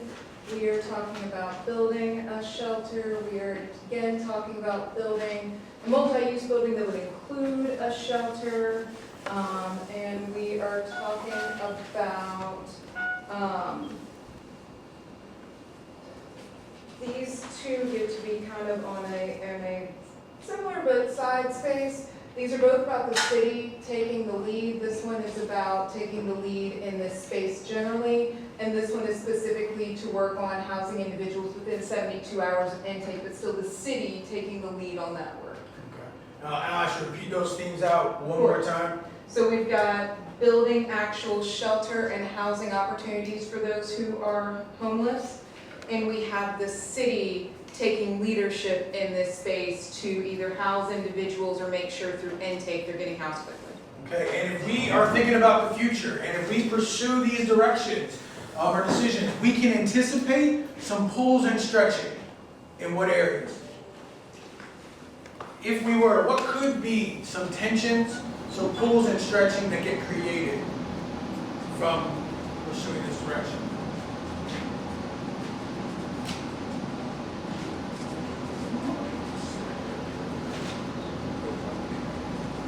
Yes.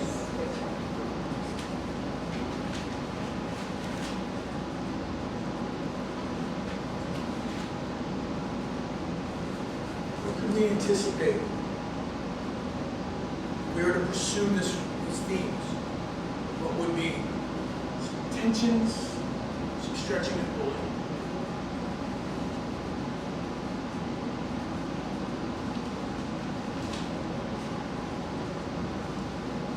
Another way to ask it is, we can anticipate some pulls and stretching in the areas of what?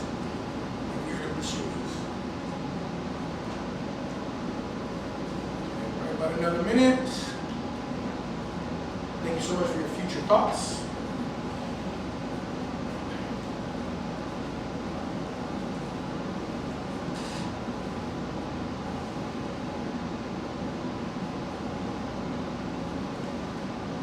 Okay, I will let you, please come up here and state your future tensions. What could be some tension and some pulls?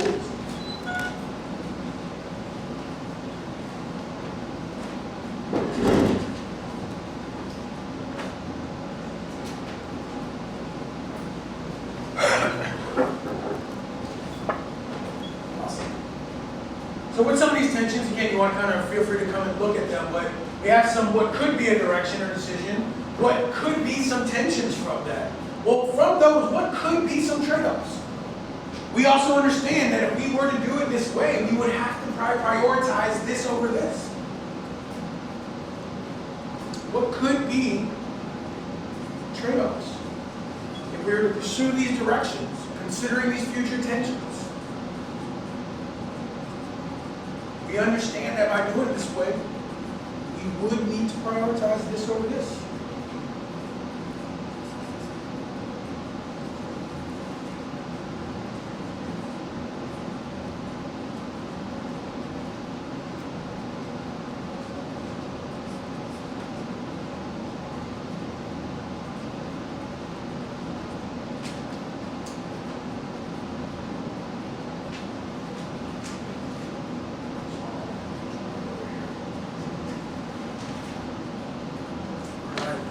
Last second to think of what could be.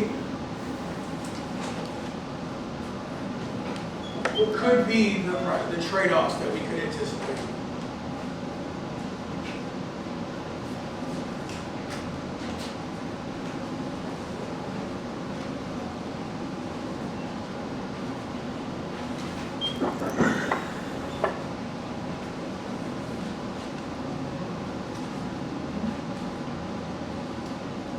Okay, similar to what you all have been doing, what could be a direction or decision creates what could be some tensions. And from those tensions, we could think about some trade-offs that we would have to do. With that in mind, what could be an opportunity?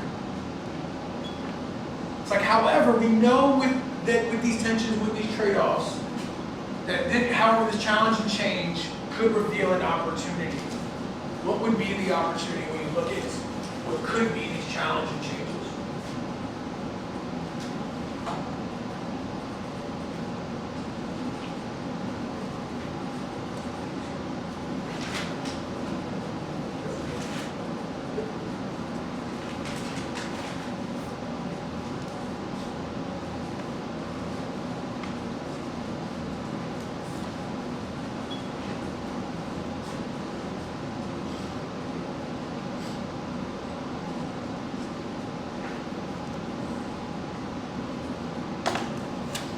Again, this information up here, if you'd like to take a look at it, it's a lot of future information.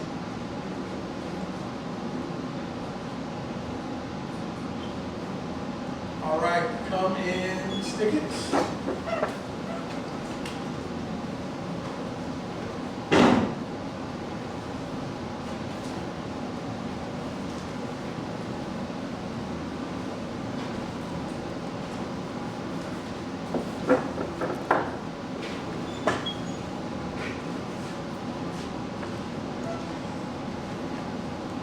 All right, Ashley, what are we seeing? What jumps out theme-wise regarding opportunities? Alright, so in opportunities, we have that the low barrier shelter can serve as an entry point, and again, that there's all residents in shelter will have permanent shelter within 12 months, not supported by the city. We have better partnerships among partners in the city and a central office in the city to manage programs and consolidate overhead and outreach. So where I see some alignment is in making sure that we are moving forward with an actual shelter building concept, and that may also include the city doing some oversight and management of that work. Because of that, we can have some better partnerships, and whatever else matters, we need to do something.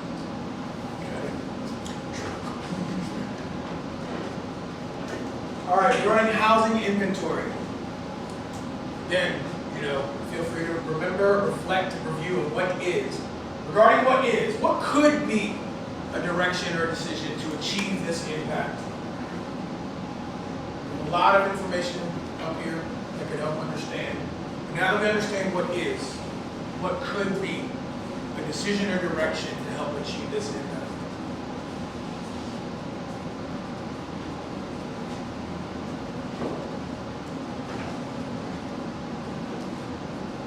Help this impact come to life. What could be a direction or decision?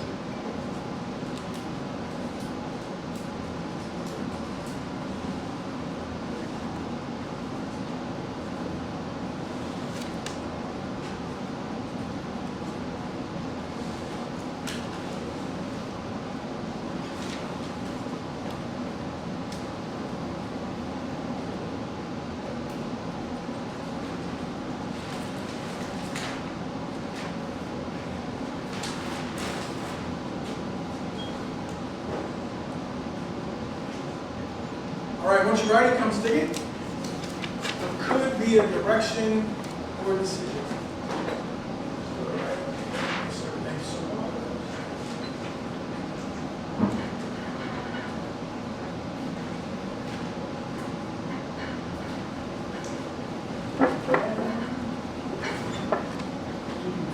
All right, Ashley, what's it saying? Oh, sorry, no, Miss Diego, apologize.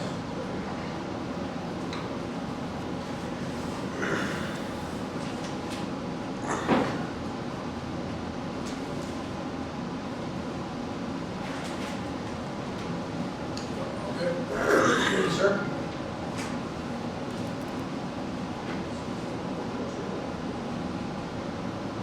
Alright, so some common themes. Several of you have talked about zoning and permitting as a opportunity to make a decision to move the work forward, whether it's very straightforward permitting, allowing certain uses and stories and sizes of houses, prioritizing housing over stormwater, and again, looking at that unit size. We also have a call for strategies to increase incomes and wealth building opportunities, and also that the city's affordability approach will allow everything that wants housing to happen. So I think of looking again at that full plethora of housing options. Okay. What could be some tensions if we were to pursue those? If we were to pursue those, we can anticipate some pulls and stretching in certain areas. What could be some competing needs?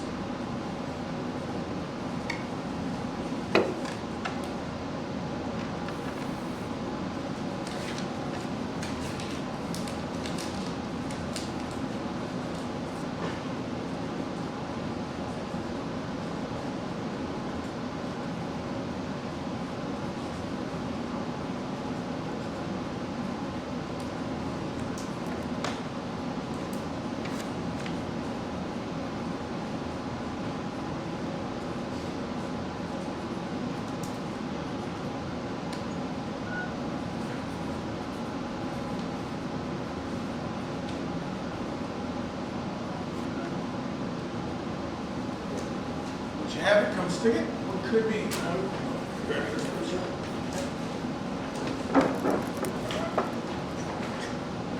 Thank you, thank you, thank you.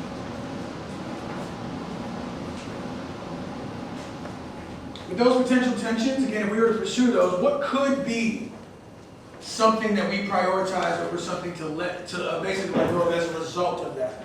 What could be some tensions? Again, also that we understand by doing it this way, we could prioritize this over this in order to pursue that. What could be some prioritizations that we explore?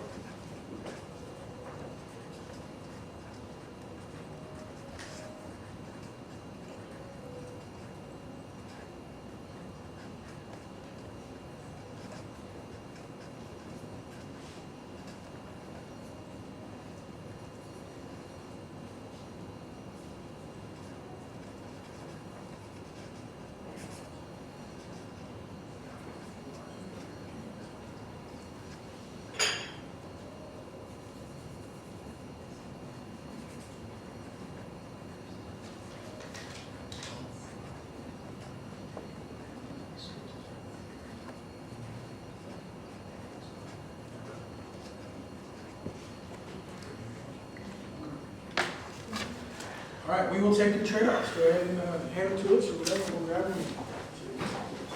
Know you all moving and shaking. You good? Okay. With these trade-offs, and maybe even the one you just wrote, you can think about it, right? It's in your head, it's fresh. What could be a potential path for growth and meaningful change? So we know, however, if we do choose this direction and we can anticipate these trade-offs, that we would have to prioritize this over this. However, this challenge and change has revealed an opportunity to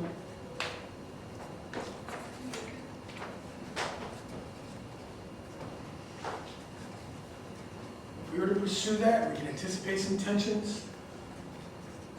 We know that there would need to be a prioritization of some things.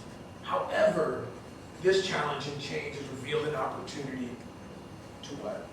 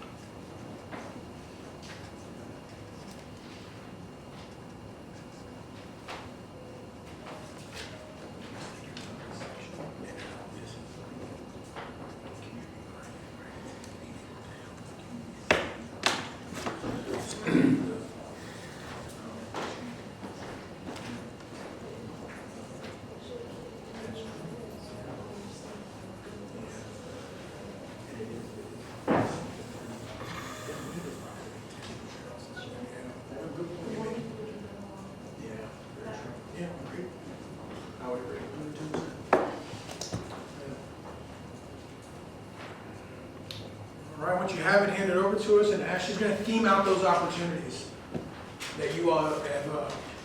Thank you, sir. Thank you. What we got? What is it saying? What's jumping out? So, in the opportunities you all have identified, I see that there, throughout, it is about increasing the amount of housing stock. So I'm actually going to kind of put this down in the middle.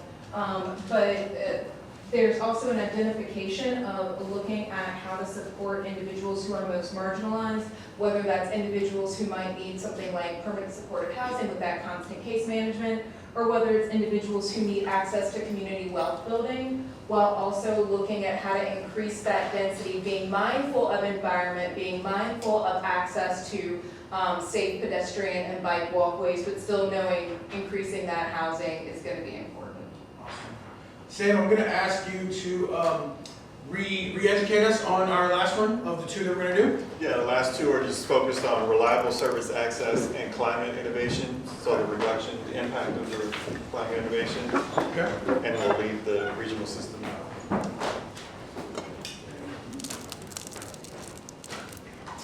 All right, we have our top tier priority, we have our impact area with knowing what is, reliable service access, and then we're in climate reduction, I believe is what we're hanging out in. Yes. You know what is, what could be. We still want to make this impact, but we know a lot of what is, what could be.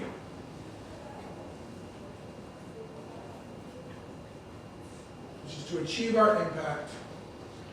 We know what could be a direction of decision regarding what is, knowing what is.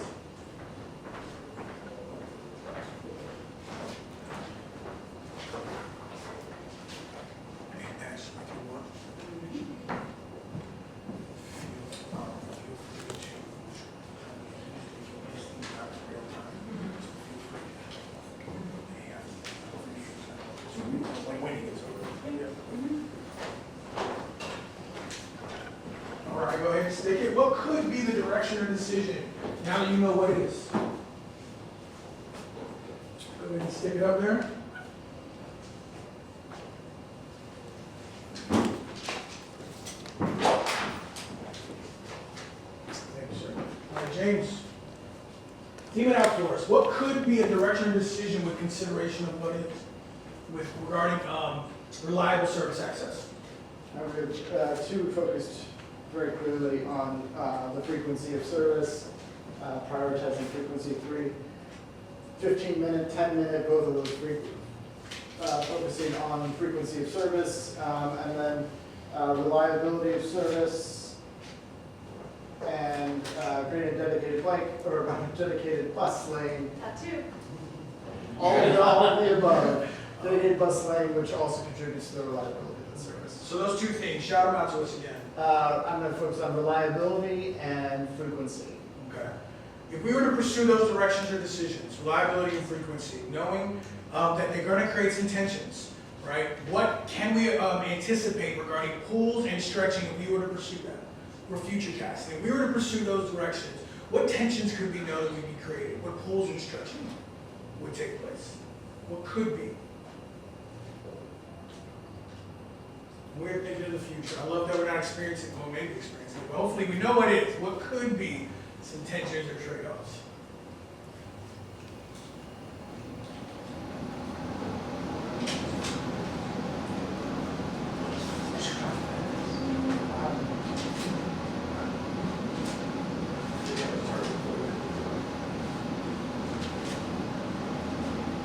Could be some tensions and stretching that are created from pursuing those.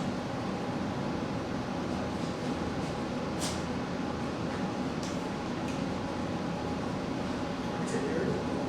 Thank you, sir. Thank you, thank you. You all are in the future with me. Thank you so much. I appreciate that.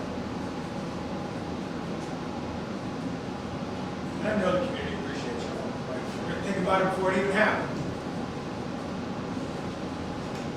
Okay, with those tensions, we're going to put some up here for you to be able to look at, review if you'd like. We know that sometimes when we experience tensions, they also come with trade-offs. So we could pursue these directions, and if we pursue them, we know that we can anticipate some pulling and stretching, but we also understand that by doing it this way, we would need to prioritize this over this. And then we need to be a trade-off. What would those be?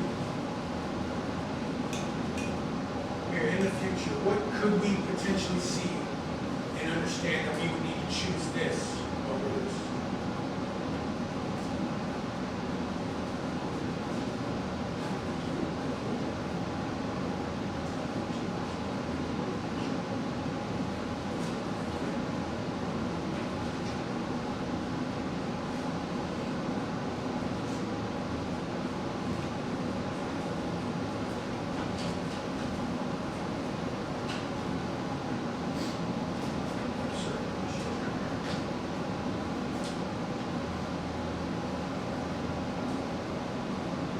We know with every direction or decision comes tensions. We know that there's trade-offs. With what you're seeing up there, it's like, regarding those tensions and trade-offs, what could be an opportunity? So it says, however, this challenge and change, looking at the challenge and change of these tensions and trade-offs, however, it does reveal what opportunity for this community, for the city, for this category. And looking at those tensions and trade-offs, it does reveal an opportunity. And it's also the opportunity we hope others see in spite of. Doesn't mean we don't have those tensions and trade-offs. But it does mean inside of them there is a revealed growth moment and opportunity.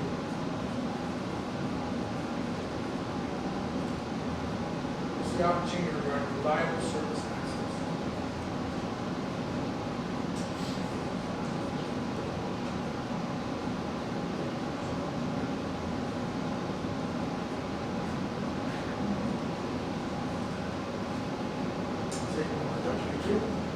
James, a chance to look at them.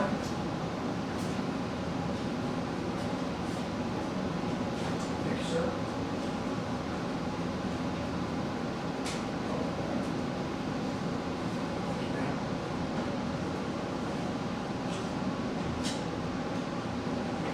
Give a second to look at them so we can just kind of figure out what themes are there.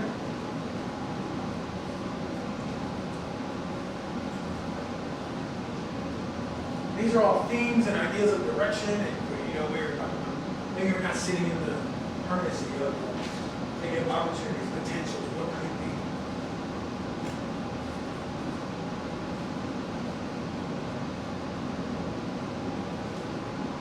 What are you seeing, James? What's jumping out?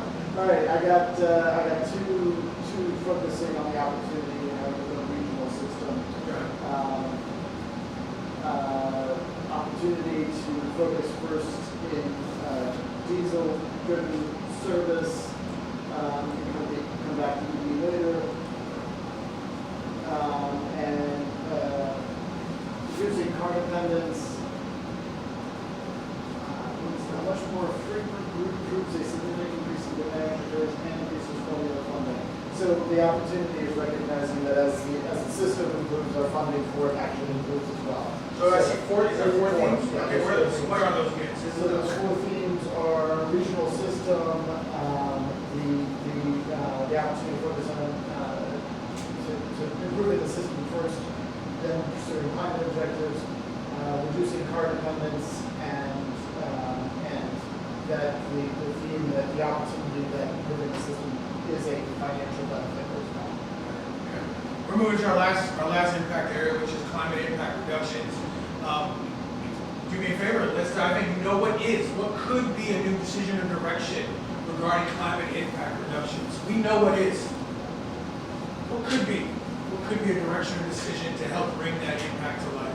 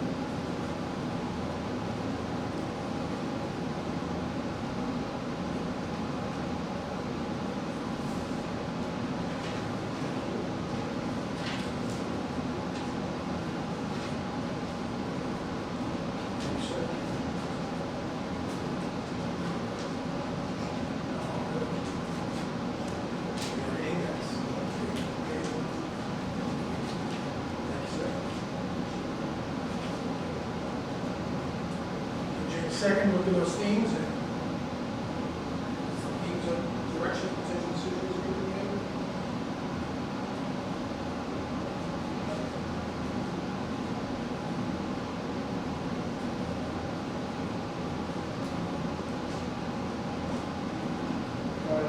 There's two here that are focused on this idea of choosing system reliability as a priority over economic growth.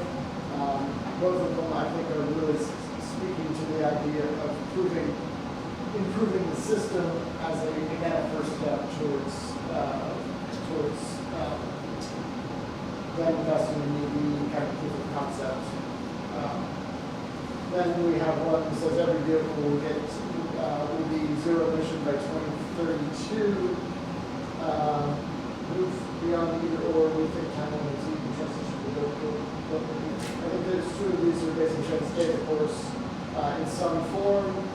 And then this last one is also the first one. So the two themes are, one of them is improve the system and then use that as a vehicle for buy-in and support for EV in the future. And then two of them are essentially staying the course in some way, shape, or form. What could be, if we pursue those, what could be some tensions? What could be some tensions we anticipate? Pulls and stretching.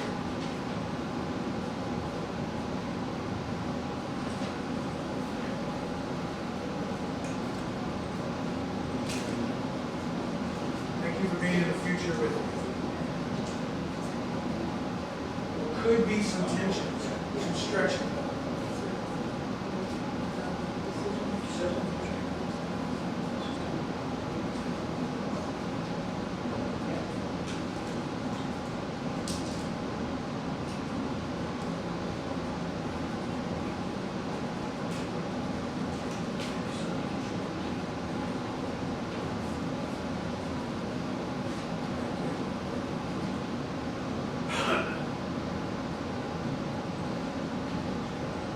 With those tensions, you kind of see a little bit of them up there. Although we could pursue these directions, we could also anticipate some tensions. However, we also understand that by doing it this potential way, that we would need to prioritize this over this. What would be the trade-off? What could be the trade-off that we would need to make in order to make the impact this way? What could be? We understand that by doing it this way, that we are prioritizing this over this.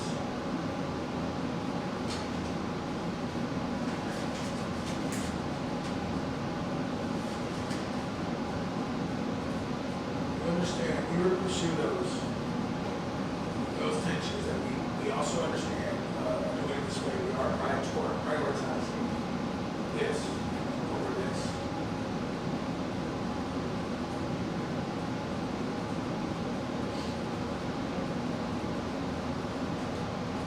Thank you so much.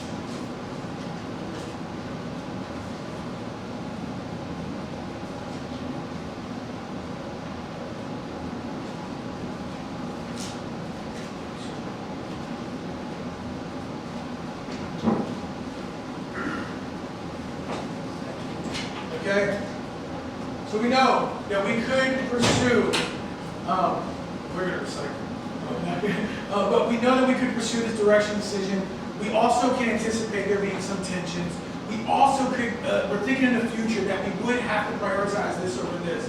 But when you look at those, what could be, however, that there's challenging changes in here, that these challenging changes have revealed that there is an opportunity to what? That we know there's tensions, we know there's trade-offs, but there is an opportunity to what? So however, these challenging changes have revealed an opportunity.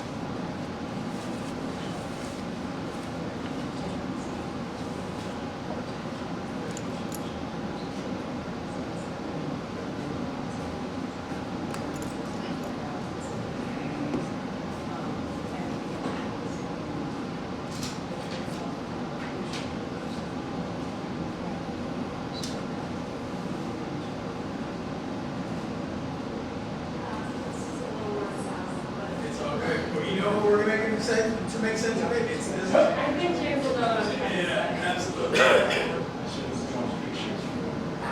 know what? So I do sometimes I look at James, he's gonna theme these out.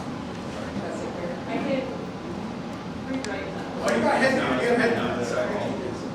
James, what's jumping out to us? What themes do you see? What jumps out right off of that is two of these are recognizing the opportunity to build time as a model system. One of these referencing cooperation from the region and from UVA as necessary components of that, building down as a model system. The other one is focused, is the opportunity to achieve some of our climate goals with that new system, whether that's through the change in administration, reopening the door to funding, or some other method of retaining those. And then this is the I'm close with the third category. Okay. But is the opportunity in there of a larger shift in the conversation around prioritize or around individual behavior shifting to other modes of transportation. Which will fall on us to design and provide those opportunities, Yes. but. Behavior design's real thing. All right, you all, Maximize impact. come have a seat and let me close you out. Come have a seat. Thank you so much. Okay, there you go. Thank you. You did it, you did it, you did it. We're getting texted. We're getting texted. Yeah. Broken fifth metatarsal. You all, I'm gonna take some time, I'm gonna close you out, and then I'm gonna have Sam send us off, okay? So we have been on a journey. We have been on a journey of direction setting, right? And we know that we started day one with where is it? You're like, hey, I cannot provide direction to the CMO's office unless I know where things are. We spent an entire day one with learning where things are to help inform day two, which is what is and what could be. So remember, direction setting is that where we're going, getting there, and how we know. And you all are the beautiful cat bookends. And it's really about where we're going, to be able to provide this team with where we're going, focus, and provide them with how we know we got there, some measuring. These impact areas are absolutely ways of measuring. I hope that we should take this camera and film this entire room. There's a lot of ideas around in this room, so thank you. Day one, I told you, here's what you did. I am going to just let you look at it, because that was a lot. But deeply intentional with around strategic priorities, community survey, financial budget, top tier priorities. Then you use like 6 different design exercises to synthesize all of the information of what is. From understand, respect, and value to tensions, trade-offs, and opportunities. But to distill that. And so day 2, here's kind of what you did. What you did for day 2 is what is. You organized your understanding of top 3 priorities, housing, education, transit, from day 1 into a system to explore. I needed you to take all of day 1's information and get it out into what is. And you did that. You did that. You took all that information. And so use it to reimagine what could be. And you evaluated 9 impact areas, 9 supportive decisions for 3 top tier priorities. You anticipated 45 stretching and tension points. You revealed 45 priorities of trade-offs to potentially weigh in on. You explored 45 potential growth opportunities, and then you discovered themes within those kind of growth opportunities. That's a lot of ideas and thoughts. That's a lot. You did that in 4 hours. That's a lot. So, remember we talked about being able to go deep and wide quickly. It does not mean it doesn't come with brain fatigue and tiredness. I think that's what you have. But to go deep and to go wide in a quick period of time, it does require a lot. And you all did that in 4 hours. So celebrate yourselves. Clap it up, please. Yeah. Clap it up. You should be proud. Like, you should absolutely be proud. I know people that would take normally a week of retreating to accomplish this. Like an entire week. So you should be proud of yourselves. So I think we're closer to answering this question. What would it look like if City Council used human-centered design to better inform and direct the city manager's office towards strategic impact? I hope you would look at Sam and his team and say, hey Sam, your team, look around the room. We have absolutely given you enough ideas to inform you. And we have absolutely given you enough of information to help drive some strategic impact. You have the information, Sam and team. We have given you all we got. Joshua asked us to give you all we got. We have given the CMO's office all we got. Unless you want to hang out with me longer, but I would doubt that. I would highly doubt that. But remember, it's around direction setting to help inform decision making. When I look around the room, you all have absolutely set some great direction. It isn't decisions and it isn't full strategies. That's this job, to take your direction and say, here's what we propose, some strategies. You built the toolbox for this team. So 2 things before you go. Okay, 1, thank you for this. I want you to have this. I want you to take a picture of this if you could. Actually take a picture of this. I think it's super helpful. For you to remember when we are choosing direction or choosing decisions, this kind of spiel and can actually empower you. We had talked a lot about the community understanding what you all do and how you all do it, and understanding the difficulties in it. If the community ever wants you to make decisions that do not have tensions and trade-offs, this is not that job. But it is really helpful for the community to be able to empathize with you that there are tensions and trade-offs in consideration of your opportunity. So I want you to have this and be empowered. And use it as a spiel often, okay? This is called a direction record. So what this is, basically serves as a tool for anchored alignment, agreed upon expectations, continuous benefits, reminders, and it's as a North Star for deciding and executing and implementing. What you're ultimately saying is we decided or we chose a direction, and we know because of our direction record. I know that there's tensions. I know that there's trade-offs. And I also know inside both of it that there's an opportunity. I am not saying it isn't fearful, it isn't uncomfortable, but I am telling you I've considered it. And I know. So a direction record lets you kind of have that inside of it. So that's what this is for you, it's a tool.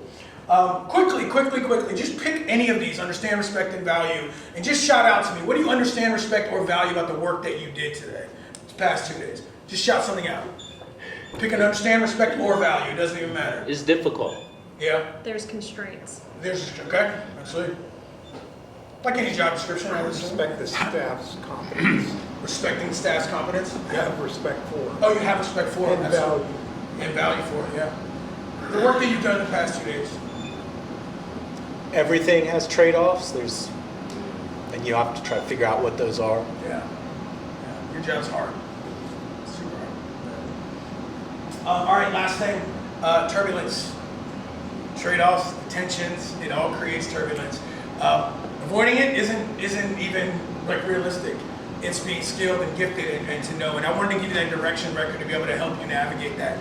So you know what, as I can think of the tensions and I can think of the trade-offs and I can think of those opportunities, I'm probably better equipped to navigate the turbulence of any direction or decision. It's my hope for you. So none of these. But I want you to have this model. Consider the tensions, consider the trade-offs and the opportunities. Consider the tensions, consider the trade-offs and opportunities. Consider the tensions, consider the trade-offs and the opportunities. Use this as a tool for you and we'll be good to go. All right, purpose and value will help drive you past that fear. Fear of new. And that's human-centered design. You all use that. You stood here with me. You dove a little deeper. You didn't have to look at all those, but you've allowed me to help shift the way that we think about deciding and choosing, and I really appreciate that. I commend you on that in a big way. Doing it with each other, you all have experienced that today. You would say, that's tiring. That's exhausting. But if you allow anyone into the space to do it with you, we will work. That's truly with. You sitting down and me talking to you all day is not a real workshop. That's you sitting down and me talking to you all day. It's not an actual workshop. So you were alongside, you collaborated, you shared, you contributed, you were a part of. And that is a lot different than if I were to do it for you. These are not my ideas and thoughts. The structure, the system, the designs, absolutely. But filled in is all of your thoughts, your ideas, your strategies, your direction. So it goes beyond you were in my mind reference. You were actually here, you were involved, and this way of thinking and working and valuing is completely different. And you've all leaned into that. So thank you for allowing me to bring like human-centered strategy to the way that we think and work. I'm really grateful. I do believe you're the right people in the right room, contributing in the right way. So I appreciate that. And that's what I wanted to leave you with, is you being in the room, contributing in the right way is truly like a people-first way of doing it. I did have to build a process to invite the people in, to contribute, and be a part of this. So thank you. Sam. All right, so y'all know I love process. This was an amazing process to build with this man, with all that energy and what we've been through. I hope you appreciate just the opportunity to look at it differently, to do it a little bit differently than we have before, than we've probably done ever before. That was intentional. The intent for me specifically is there are 5 of you, and while that is a small number, you're not always on the same page, and it's my job to figure out how to bring it back to you, showing you that you are at least closer than we may think at times, because decisions have to get made as to where dollars go, what work gets done, what staff members we have to do those different things.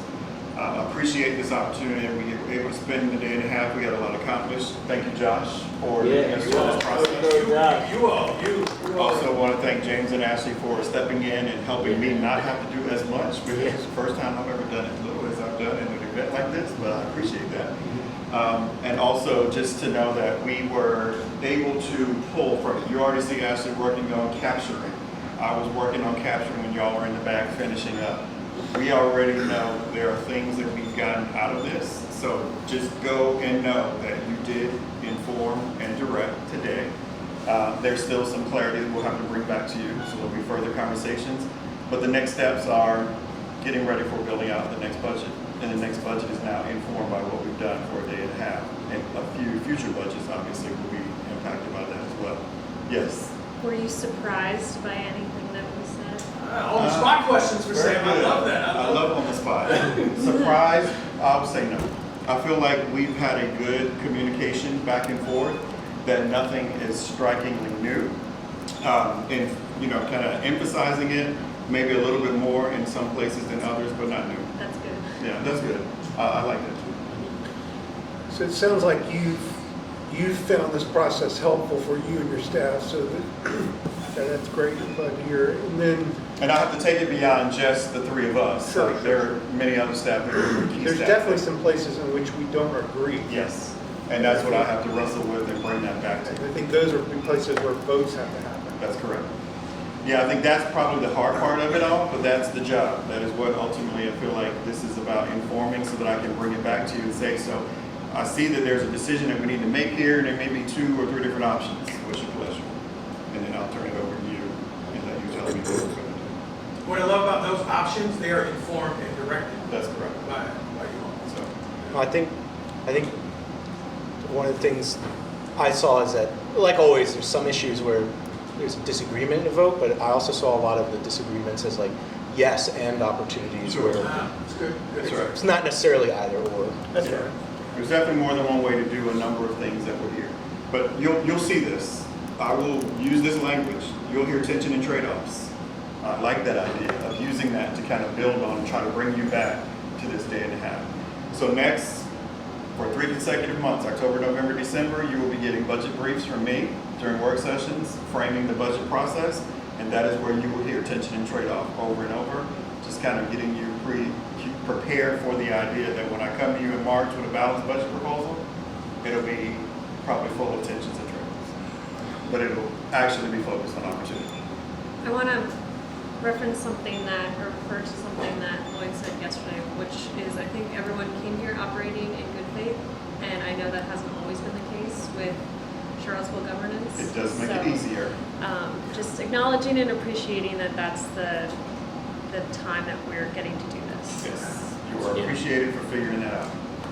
Thank you, Keena. Thank you, Remy. Thank you, David, who was here yesterday, who was supporting as Very well. much. And thank you all. Thank Wanna you. adjourn? You all made tons of work. Great job. We have lunch.